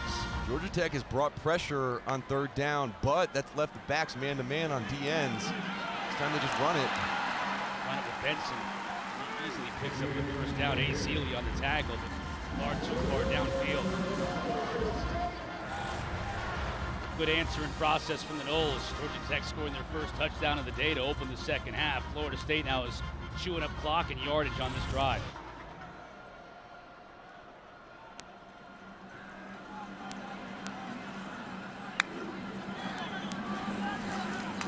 Travis to keep himself. Now he's going to throw. As a receiver inside the 5. Touchdown, Ja'Kai Douglas. What a play. That's next-gen triple option.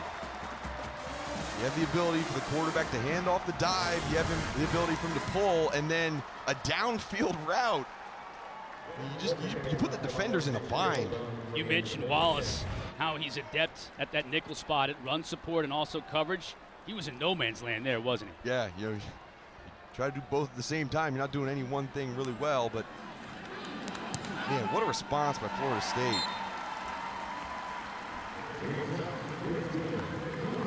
And you know this offense was happy to see Ja'Kai Douglas find the end zone. He's been banged up all year. Back at 100% and back in the end zone. Noles up 21.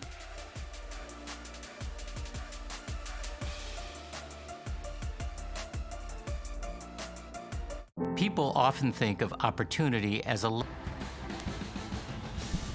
Fans here at Campbell enjoying homecoming festivities all weekend long, 31-10, enjoying the score as Florida State has answered Georgia Tech's touchdown in the second half with one of their own, and Jordan Travis now with a career high 330 yards passing and big plays too all afternoon long. Yeah, he is, and he's made the right reads. I think that's what we saw in that last drive. Take what the defense gives them, but sometimes that means checking the runs in situations. He's really developed. See him putting the ice cup on his eye. Yep. He took a finger to the eye or got some dirt in the eye early on in the game after a fumble recovery by Charlie Thomas, and he's just been working that eye all game long, trying to make sure the swelling stays down. They freeze ice in those little paper cups, and then you massage it on there, get that swelling down like a boxer would. Back to Zach Pyron and Georgia Tech. They opened it up on the last drive. Here Dante Smith cuts back. Good run on first down. That'll be a first down. So some running lanes opening up a little bit that were not there clearly in the first half. No, good job of getting up to the linebackers. They went unbalanced, brought it an extra tight end over. Overloaded that side, and good game. You mentioned there was nothing in the run game, but also that's because no one respected the pass game. You have to respect the pass game after that last drive. What Zach Pyron was doing. Now Pyron rolls the pocket. Nice play. It's a receiver. That's McCollum. He's right at the first down marker. They'll move the chains again. 2 plays, 2 first downs on this drive. And how about that play? Getting outside the pocket, throwing the ball on the run. And, we mentioned it before, but we were assuming we were seeing a lot more Zach Gibson. Zach Gibson hasn't seen the field since the first quarter when Zach Pyron took over, and they're just going to stick with Pyron, it looks like. Pyron's going to throw. Just beyond the reach of his intended receiver, P.J. Harris. Harris was covered well down the field. And to that point, right, Zach Pyron, 2 weeks ago, the third string quarterback. So he's not getting reps with the ones or with the offense, right? He's doing scout team stuff during the week. It's a credit to Chris Winkie, the quarterback's coach, being able to get him ready for this game and now being able to open up the playbook more with him in. Knowles bringing a little bit of pressure. He recognizes it. Hits Malachi Carter over the middle. Another first down for the Yellow Jackets. 19 yards. Good route. Good timing on the throw as well by Pyron. And this is the type of offense we saw in the Duke game. Jeff Sims was that quarterback, but it was those quick strikes. Knowles showing a little bit of pressure. Trying to get it to Malachi Carter again, just overshoots some really good coverage by Greedy Vance, the Louisville transfer.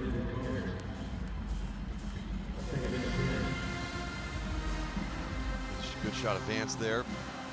There's a lot of that nickel back position. He'll split time with Kevin Knowles.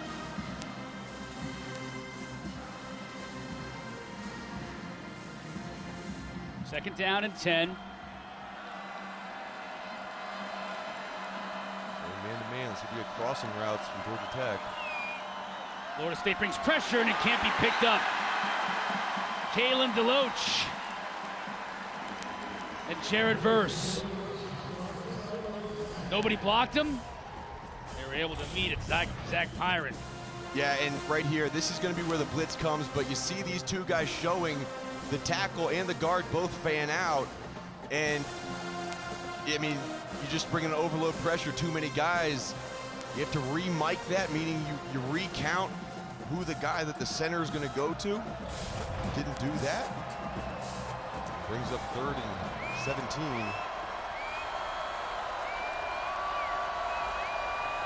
Tight end Leonard in motion. Good jump. State may have jumped. They did. Free play for Georgia Tech, and they're going to need it. Mike Verse might have been the one to try and get an early head start. And man, it was close. Offside. Defense, number 5. 5-yard penalty, 3rd down. Verse gives Georgia Tech a reprieve. 3rd and 12. It was close. You see that hand come up right before Weston Franklin moves the football. Still 3rd and long, but much more manageable. Another man-to-man alignment. We could bring pressure. They'll bring just 4. Pyron has time, steps up. Dante Smith makes the catch. Nice little bit of improvisation from Pyron, but it's nowhere near the first down. This could be 4-down territory for Georgia Tech. Have a big deficit to overcome in this game. Gotta be right here. Down 21. Final 5 minutes in the 3rd quarter. Packets was 2 of 10 on 4th down this season. If I'm Florida State, Adam Fuller, I'm pressuring this young quarterback right now. Make him make a fast decision with the football. 4th down and 6. False start. It'll be 4th down and 11.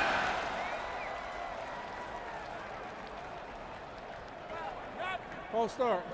Offense. Everyone but the center. 5-yard penalty, 4th down. Now it's Georgia Tech's turn for a costly pre-snap penalty. Yeah, and you go from making a decision whether you're going to kick a field goal to having to punt. 53-yard field goal from here. A little bit of a swirling wind today inside Doak Campbell. Just too much for Key to go that route, so David Shanahan comes to the punt. You know, Key's got to be frustrated. O-line coach. Now the head coach. He spent all week with the O-line. Tech track it down before it bounces into the end zone for the touchback. Noles with the ball when we come back. In control here at Tallahassee, up 21. Be just a couple of days away. All kinds of mayhem pre-snap, and now we get the whistle, luckily for Florida State. What's going on there? All kinds of motion, and Jordan Travis just barely even got the snap.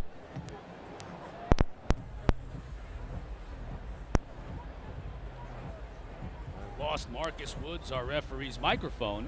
Looked like center didn't snap it on time, which is why the ball kind of hit the guard who was pulling around. Right. That's not the way they drew it up. 5-yard penalty again, pre-snap against Florida State. I mean, you got Johnny Wilson right there. That's me. Safety's creeping over a little bit. Then Travis hands it off on first down. 2 yards. Trey Benson. Toefili, KJ Wallace involved in the tackle. Clock winding down to the 4-minute mark of this third quarter, and you see that score. You got to think Georgia Tech's defense got to get off the field here in a hurry if the Yellow Jackets want any shot. Another long scoring drive from Florida State would just about put this one in the books.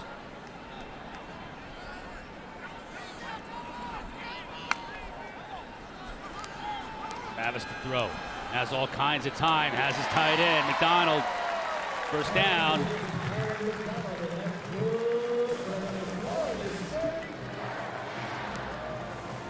McDonald's a handful. He's had a big game today.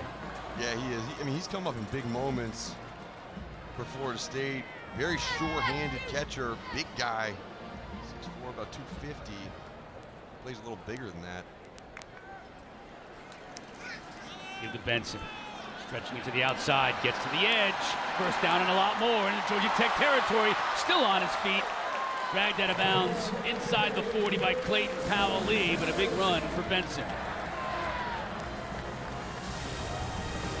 And, it's just seal blocks, getting to the edge, and then just a direct path. This is a stretch zone, and you just stay on that track as a running back, and just a good job. A little hesitation, gets inside, but then that's the bet right there. Staying in bounds and not just going out. That's what makes Trey Benson so much better, where he gets an extra 5 or 6 or 7 yards because he doesn't allow himself to go out of bounds. Great run.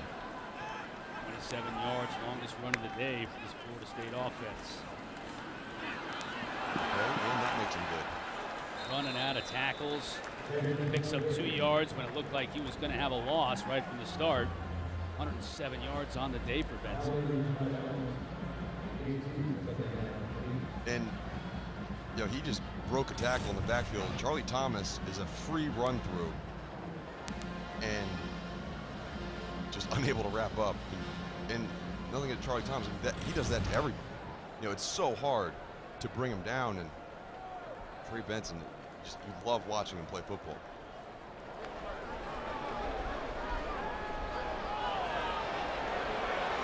Flag down on the play as Travis can't hit McClain. That's going to be a hold in the Florida State backfield.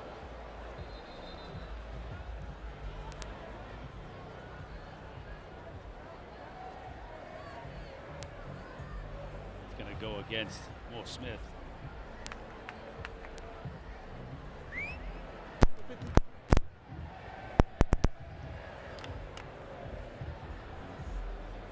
Holding against Mo Smith, as we saw. It was a takedown on the far edge.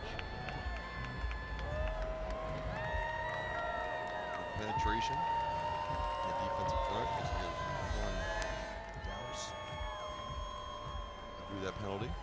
Second down and long for the Noles. They back up 10 yards.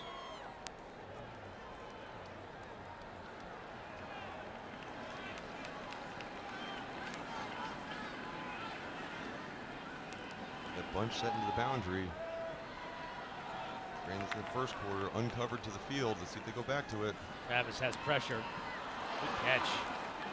Ty Douglas went down to take it off his shoestrings for a minimal gain.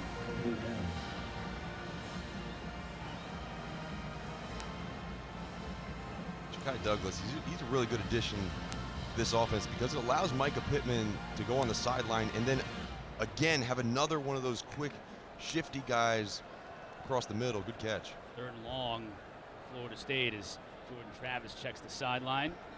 Checks the sideline, sees Johnny Wilson on the sideline. There's always something to keep note of.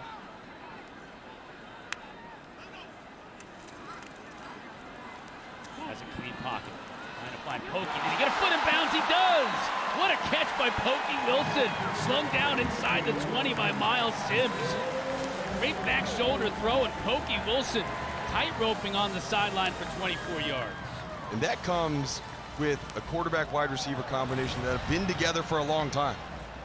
He knows where that ball should go, and he just put that foot right an inch from the sideline, and good job making the catch. Toefili.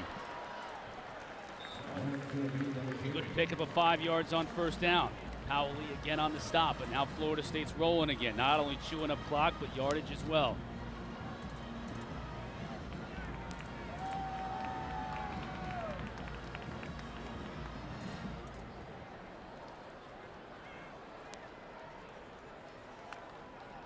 Pokey's in motion. Travis will throw. Underneath Toefili, avoids one tackler inside the 10. Zeke Biggers on the stop, and Zeke Biggers is bigger than everybody else. That's an unbelievable play by Zeke Biggers. Zeke Biggers, you just mentioned it. This dude is massive. I mean, he's 6'6", 341 pounds. 341 pounds. Just great between the 3rd and 4th quarter. Folks at home coming, having fun. Hoping to have a little bit more fun on this play right here. 3rd and 1. Florida State's trying to continue this drive. Long, lengthy drive.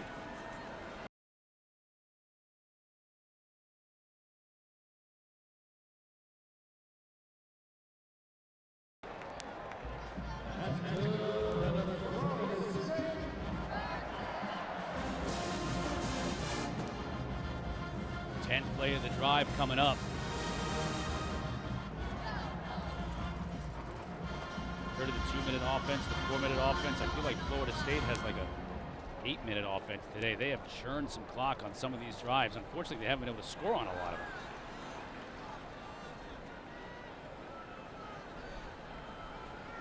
They utilize the big play more today than anything else. Benson trying to find a little bit of room, can't find much.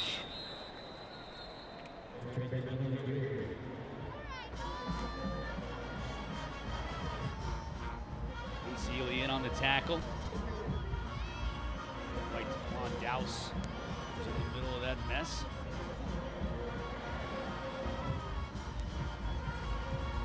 Jason Moore getting a lot of play and time today for that defensive tackle spot. The redshirt freshman from Hampton, Georgia.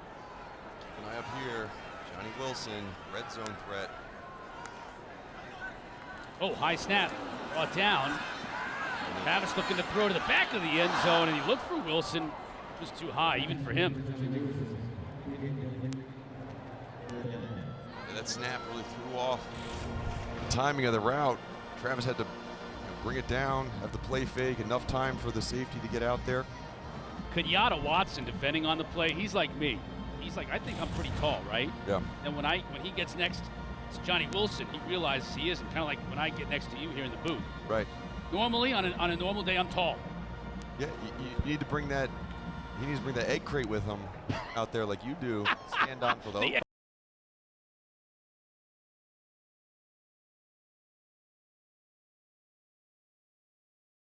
five. Going back to Wilson in the end zone, and he couldn't handle it. This time the pass was low. Wilson was trying to dive to make the catch. Watson again on the coverage. Wilson just could not bring it in on third down. Man. He's disappointed in himself because he had a great opportunity there. And for a 6'7" guy, he runs really good routes, and that's one he's got to catch. And there are times, throughout this season where we've seen plays similar to that, where he hits him in both hands, he should catch it, and again, think about him at Arizona State. Not a lot of targets, not a lot of opportunities, so that can develop, and it should develop.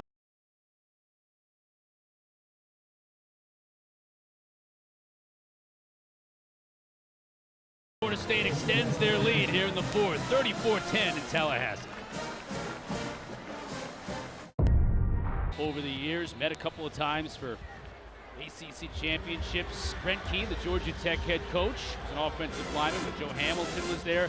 Played against his quarterback coach, Chris Weinke, in the late 90s, and Weinke, of course, winning the Heisman in 2000. Now on the Tech staff. In our meetings this week, you asked Coach Key, said, hey, did you ever beat Florida State? And he was like, come on, Chris. Like, if we were in person, I would squash you right now just for asking that question. There was a method to my madness. Yeah. I think we got to that point after so upset about me even just asking it. The Jackets need something here in the fourth quarter. Going up top to Jenkins.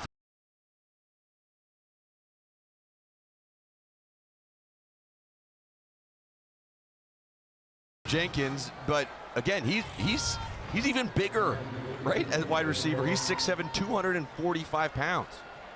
And you got a guy like that, throw it up to him. Both him and Johnny Wilson on the field pregame, you just think, man, do not want to cover them. They're every bit as big as their bios. Wide open. It's wide open, and he can't hit him. That's the tight end, Dylan Leonard, was streaking down the middle of the field without a defender anywhere near him, and Pyron missed him.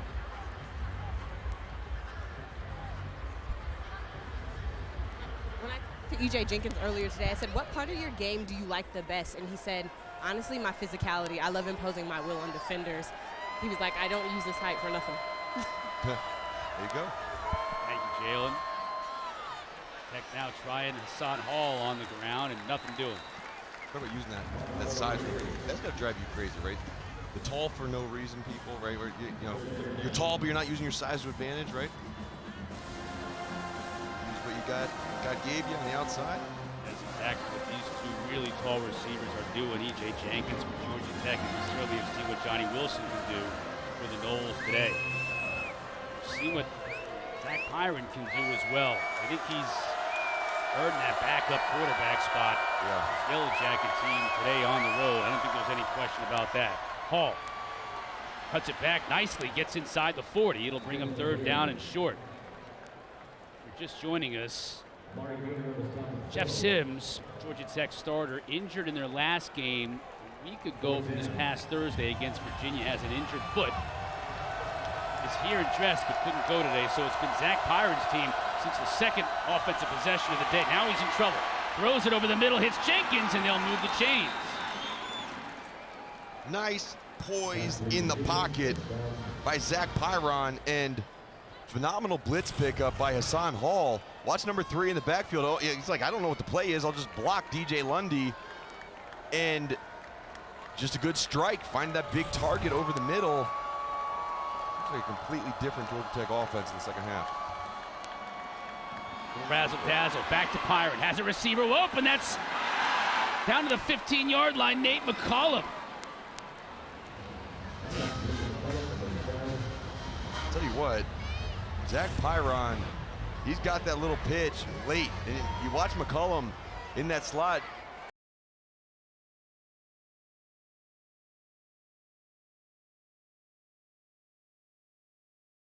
On first down, Lee Flicker went for 18 yards.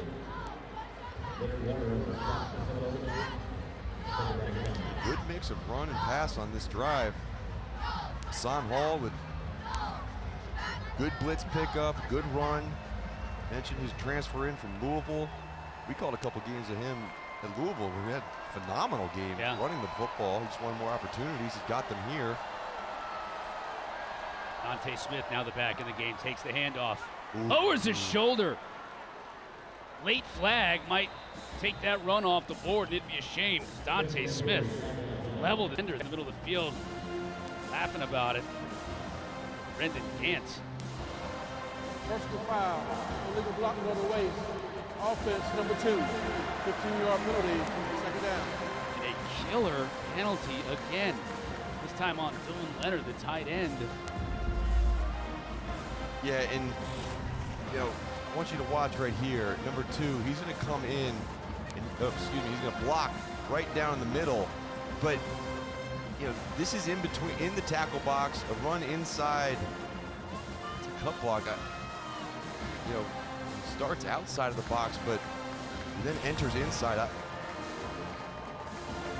Changed the rules this year, but my understanding of the low block rule, if it's within the tackle box and the ball never leaves the tackle box, legal cut block. This is a problem right here. Trying to throw the football, instead he'll run it. McCollum, well, he did well just to get back to the 15. 14 yards on that carry. Initially, McCollum wanted to throw it, but he had a lot of room to run. He recognized it and gets it back to the initial.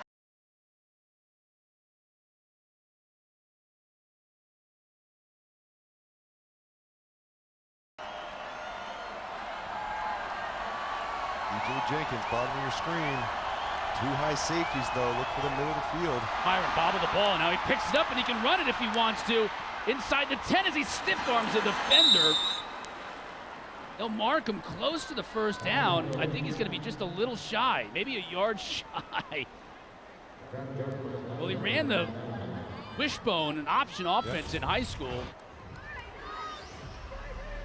Just had to make something happen. Yeah, good job making something happen. Use that stiff arm, boom. Right up there and just fights for extra yardage. And Frank Key's going to take a timeout.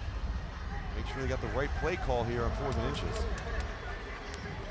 We'll take a break with him. 4th down for Georgia Tech when we come back. A little bit less than a yard. Florida State 7. They're looking to continue this drive that is now 11 plays long. An offense that could do absolutely nothing in the first half. It's been lit up a little bit here in the second, and Zach Pyron has gotten more and more comfortable on every ensuing drive and looking to lead Georgia Tech to a first down and goal here, or maybe even 6. Now he's under center. Hands it to Dante Smith. Falls forward. He's going to pick up the first down before Kalen DeLoche brings him down. So 1st and goal to the LJ.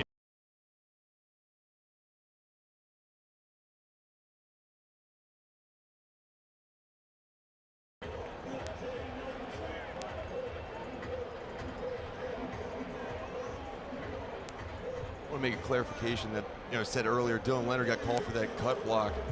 He started outside the tackle box, so no player who starts outside the tackle box can come back into the tackle box and make a low block, so that was a good call. That's a rule that was changed this year.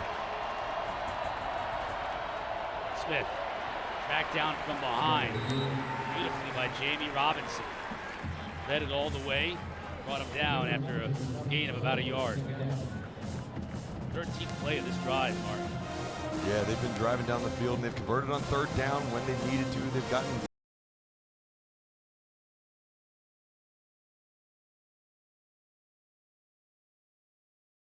too much to be overcome at this point, but there's a lot of promise just in terms of what you've seen in the second half from this offense of Georgia Tech. Byron will throw. In the corner. Incomplete.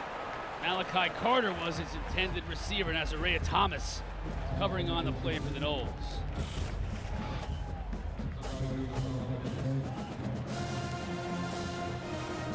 Really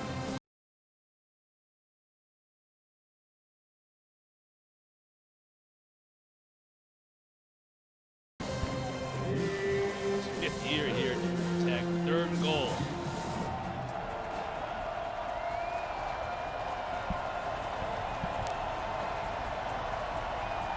To the top of your screen. Into the end zone for Leonard, incomplete. Thomas again on the coverage along with DJ Lundy. Jamie Robinson got a really good jump on the edge. Timing was off on that play for sure. Yeah, Jamie Robinson and Brandon Gant, the linebacker, came off of either edge, forcing that ball to come out quick. Big hits on the quarterback. So here we go, another 4th down. Timeout on the play. Mike Norvell didn't like what he saw, wanted a timeout to talk things over with his defense. Come out, Florida State.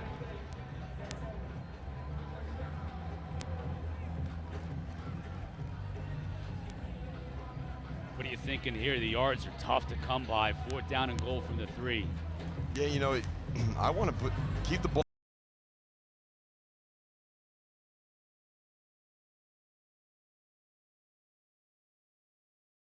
separation. So you go back to that bunch and you try to see if you can get those up wide receivers to clear out some space, then a little pivot route by the receiver underneath. See if you can get just a little bit of that separation where you can get your quarterback to drill it in there. If he can't, if it's covered, then there's a possibility of him running it, but you got to expect pressure from Florida State as they have been bringing the heat. Now they'll spread it out a little farther. Watch for that flat route. Out on its feet here, Toad. Pyra underneath, and then a lot of heavy traffic and incomplete. Tried to get it to Jenkins. Too many arms and bodies in between, and Greedy Vance on coverage.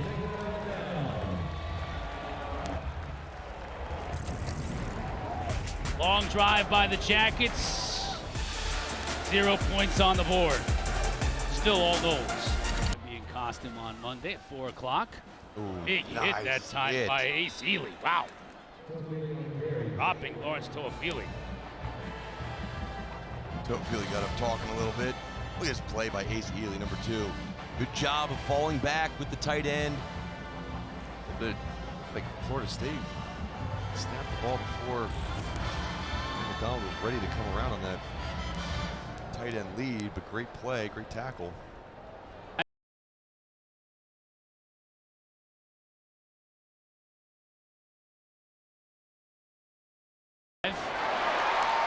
Nice pass and catch by Tron Portier. Travis put it right on the money, first down.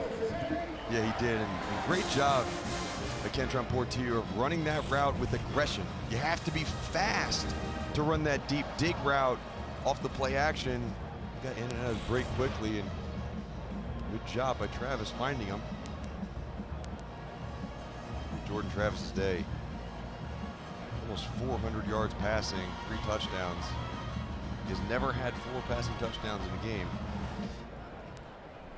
3 of them on several occasions. At the end of this drive, Florida State will be more than happy to let Lawrence Toefili and company just run out this clock. Clayton Powell slings Toefili out of bounds, but not before a big run. 20 more yards to the coffers for these running backs. Benson's already gone over 100 yards. Toefili right out, 70 yards on the day. Career high rushing day for Trey Benson. Previous career high was 105 yards against Duquesne to open the season. 111 today. Rodney Hill getting an opportunity for the Noles. He'll get the carry here. Find some success still on his feet into Georgia Tech territory. Bouncing off tacklers down at the 41. There's a true freshman to get excited about.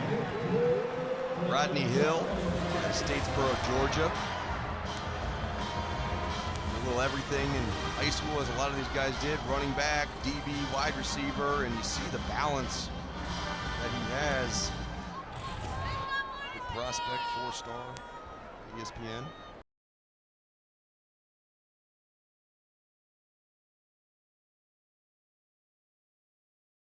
Clock run.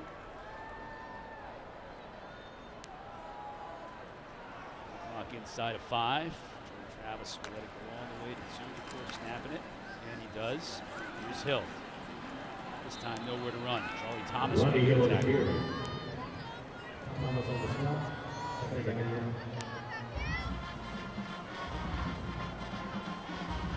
Georgia Tech is at Virginia Tech next week. For FSU, rivalry continues. Miami Hurricanes out in South Florida.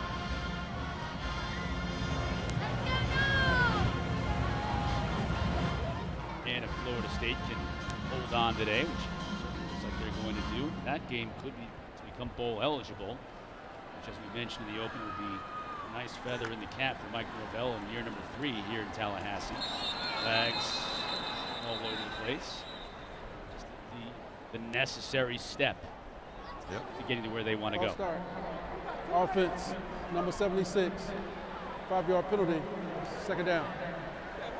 And you Talk about necessary steps to getting where they want to go. Another necessary step is to stop false starts, stop the pre-snap penalties. And again, they're much improved, but think about how much better they'd be if they didn't.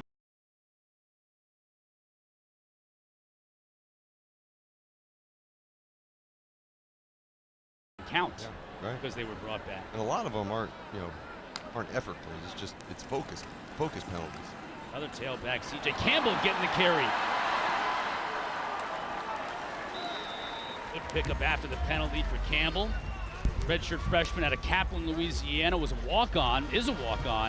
Got hurt in camp, and Mike Norvell and Alex Atkins, both the offensive coordinators, said this guy's healthy, watch out for him. They like him a lot. First action of the season, first action of his career. Florida State Seminole uniform. And they said, they announced in the beginning of the year that he was out for the season. Yeah. And he just had like they said remarkable recovery from his injury. And you see him out there, he doesn't look any bit injured. So it's good to see a player be able to come back like he did. That's got to be a big moment for him. See his teammates welcoming him on the sideline. There you go. They know how hard he worked to get in this game. That's awesome. Good ovation from the crowd, too. Knowledgeable football crowd here in Tallahassee. Yeah. They know he's been working his way back from injury to try and get in there, and he's back. Tate Rodemaker in now at quarterback as well. He gets the ovation from the crowd, and the ovation for Jordan Travis coming off after a career day.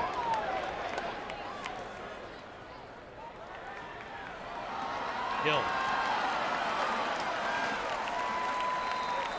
He'll also move the chains. Another first down for Florida State. They're just working this clock.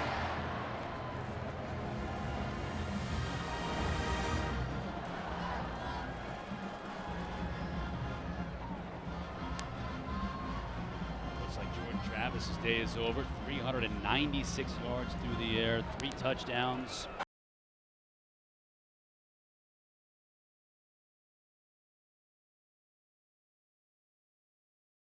Snap is high. Rodney Hill is able to corral it, though. Still on his feet. Down to the 14 before Charlie Thomas makes the tackle. Rodemaker just hot potatoing that thing, and Hill just plucked it out of the air.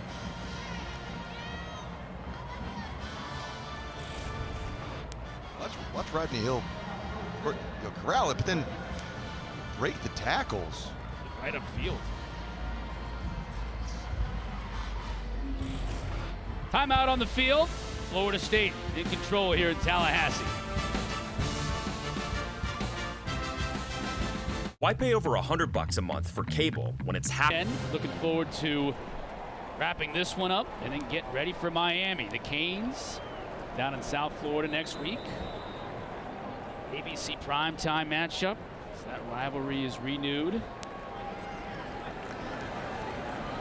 Tate Rodemaker still in the game. Travis's day is over. Record-setting performance. Hill.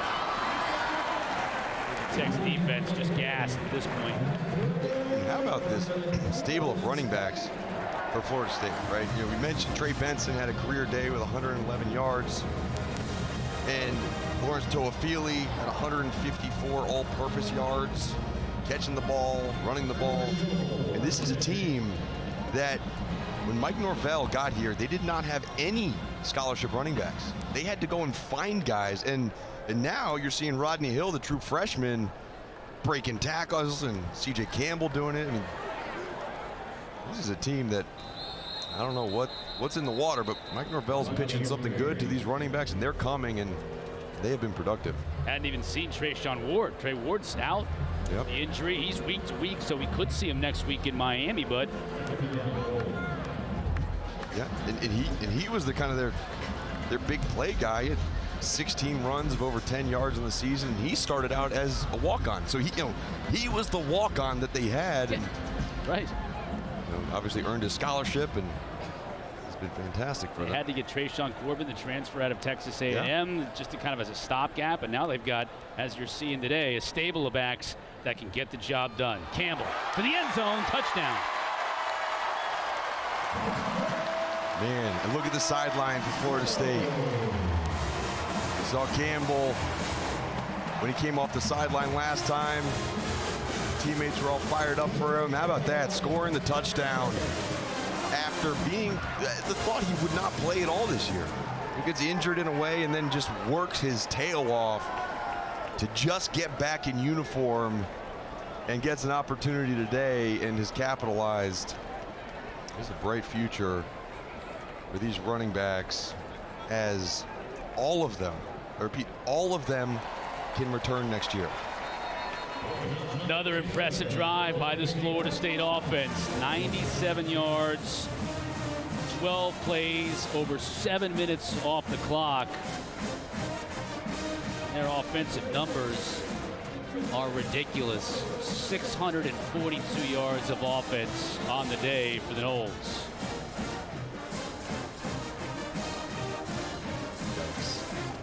Dykes is right. Here's what the Noles have remaining. This win today will put them up to 5-3, 1 win away from becoming bowl eligible. At Miami next week on ABC. They got it at Syracuse in the Dome. Syracuse is losing to Notre Dame. And hoping to see some more next week on ABC.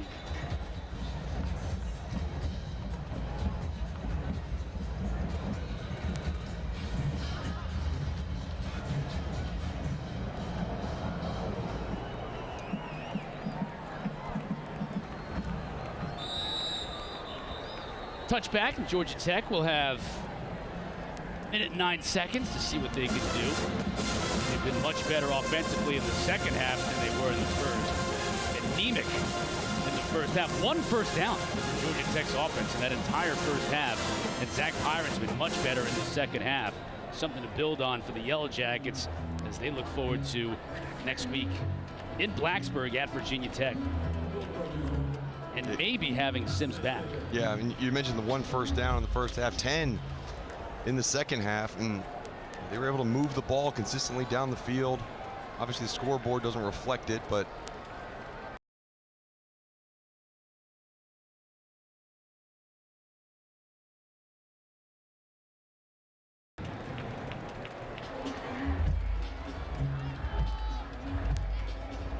and how about the bounce back game right from Florida State? You lose 3 tough games in a row after starting 4-0. And yeah, this is a game you come into, you should win. But they won in a fashion that left no question about their superiority in this game. And that's what they needed to do. Byron going back to Harris. Time to connect, to move the sticks. And still lots of work on this week, too. A lot of penalties. Yeah. Turnovers in that first half.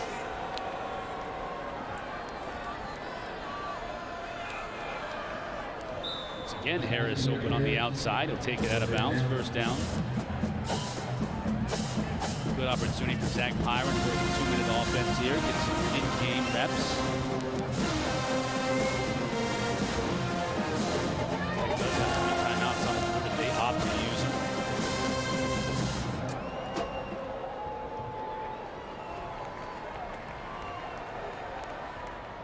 Nice catch by Leonard. First down. Right at midfield. Leonard shaken up a little bit for Georgia Tech. That's not what you want to see.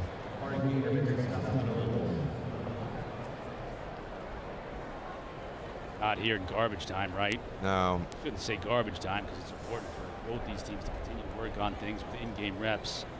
As you know all too well, Mark, you don't get all the opportunities to do that. And Leonard's trying to do that here, but getting hurt in the final minute of a game when you're down 31, that's tough. And he lands hard on that shoulder. Excited about Dylan Leonard, and he stands out in film, runs crisp routes. Get up. Obviously, it's that right shoulder. You see him holding it. He was hurt early in the year, too, so he's worked hard to get back into this lineup. And originally a walk-on, put on scholarship in 2020. Now starting tight end for them. Byron's day so far, 14 of 23, 171 yards, a touchdown, 0 interceptions. First career start, not bad on the road. Much better second half. This Georgia team to build on. Now he'll look to throw again. Has a receiver open. That's Malik Rutherford, who catches it out of bounds, stops the clock.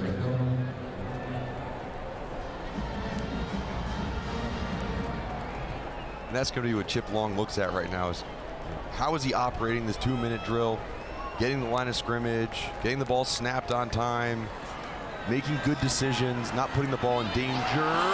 That one may have been picked off. No signal from the official yet.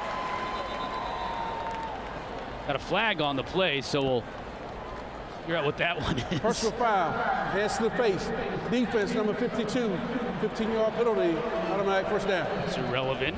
It's a personal foul. Keeps the football with Georgia Tech. George Wilson, the guilty party. Got some backups in now for Florida State. Adam Fuller, defensive coordinator, wants to see what he's got in terms of his depth. Fresh set of downs for Georgia Tech. Byron to throw. Has his receiver out in the flat. A couple of yards for Dante Smith.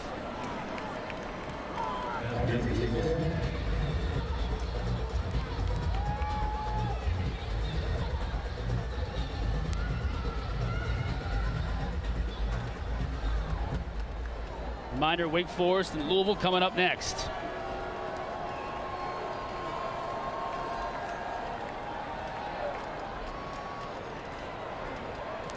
Finds a tight end inside the 10. That'll temporarily stop the clock. Luke Benson, transfer from Syracuse, makes the catch.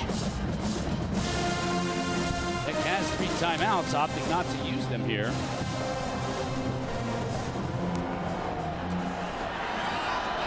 Pass goes incomplete for Leo Blackburn. So 7 seconds, 1, maybe 2 plays left for the Yellow Jackets to try and put it in the end zone.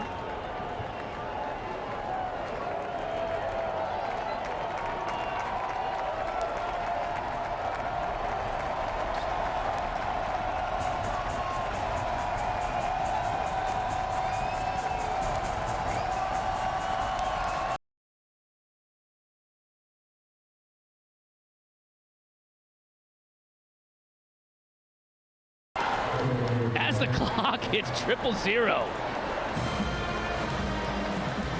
Tell you what, it's been a good day for Zach Pyron. Obviously, the scoreboard is not what it needs to be, but as a player who has The extra point does not need to be attempted. The ball game. as a player who's never taken a snap in college football, had a pretty successful day.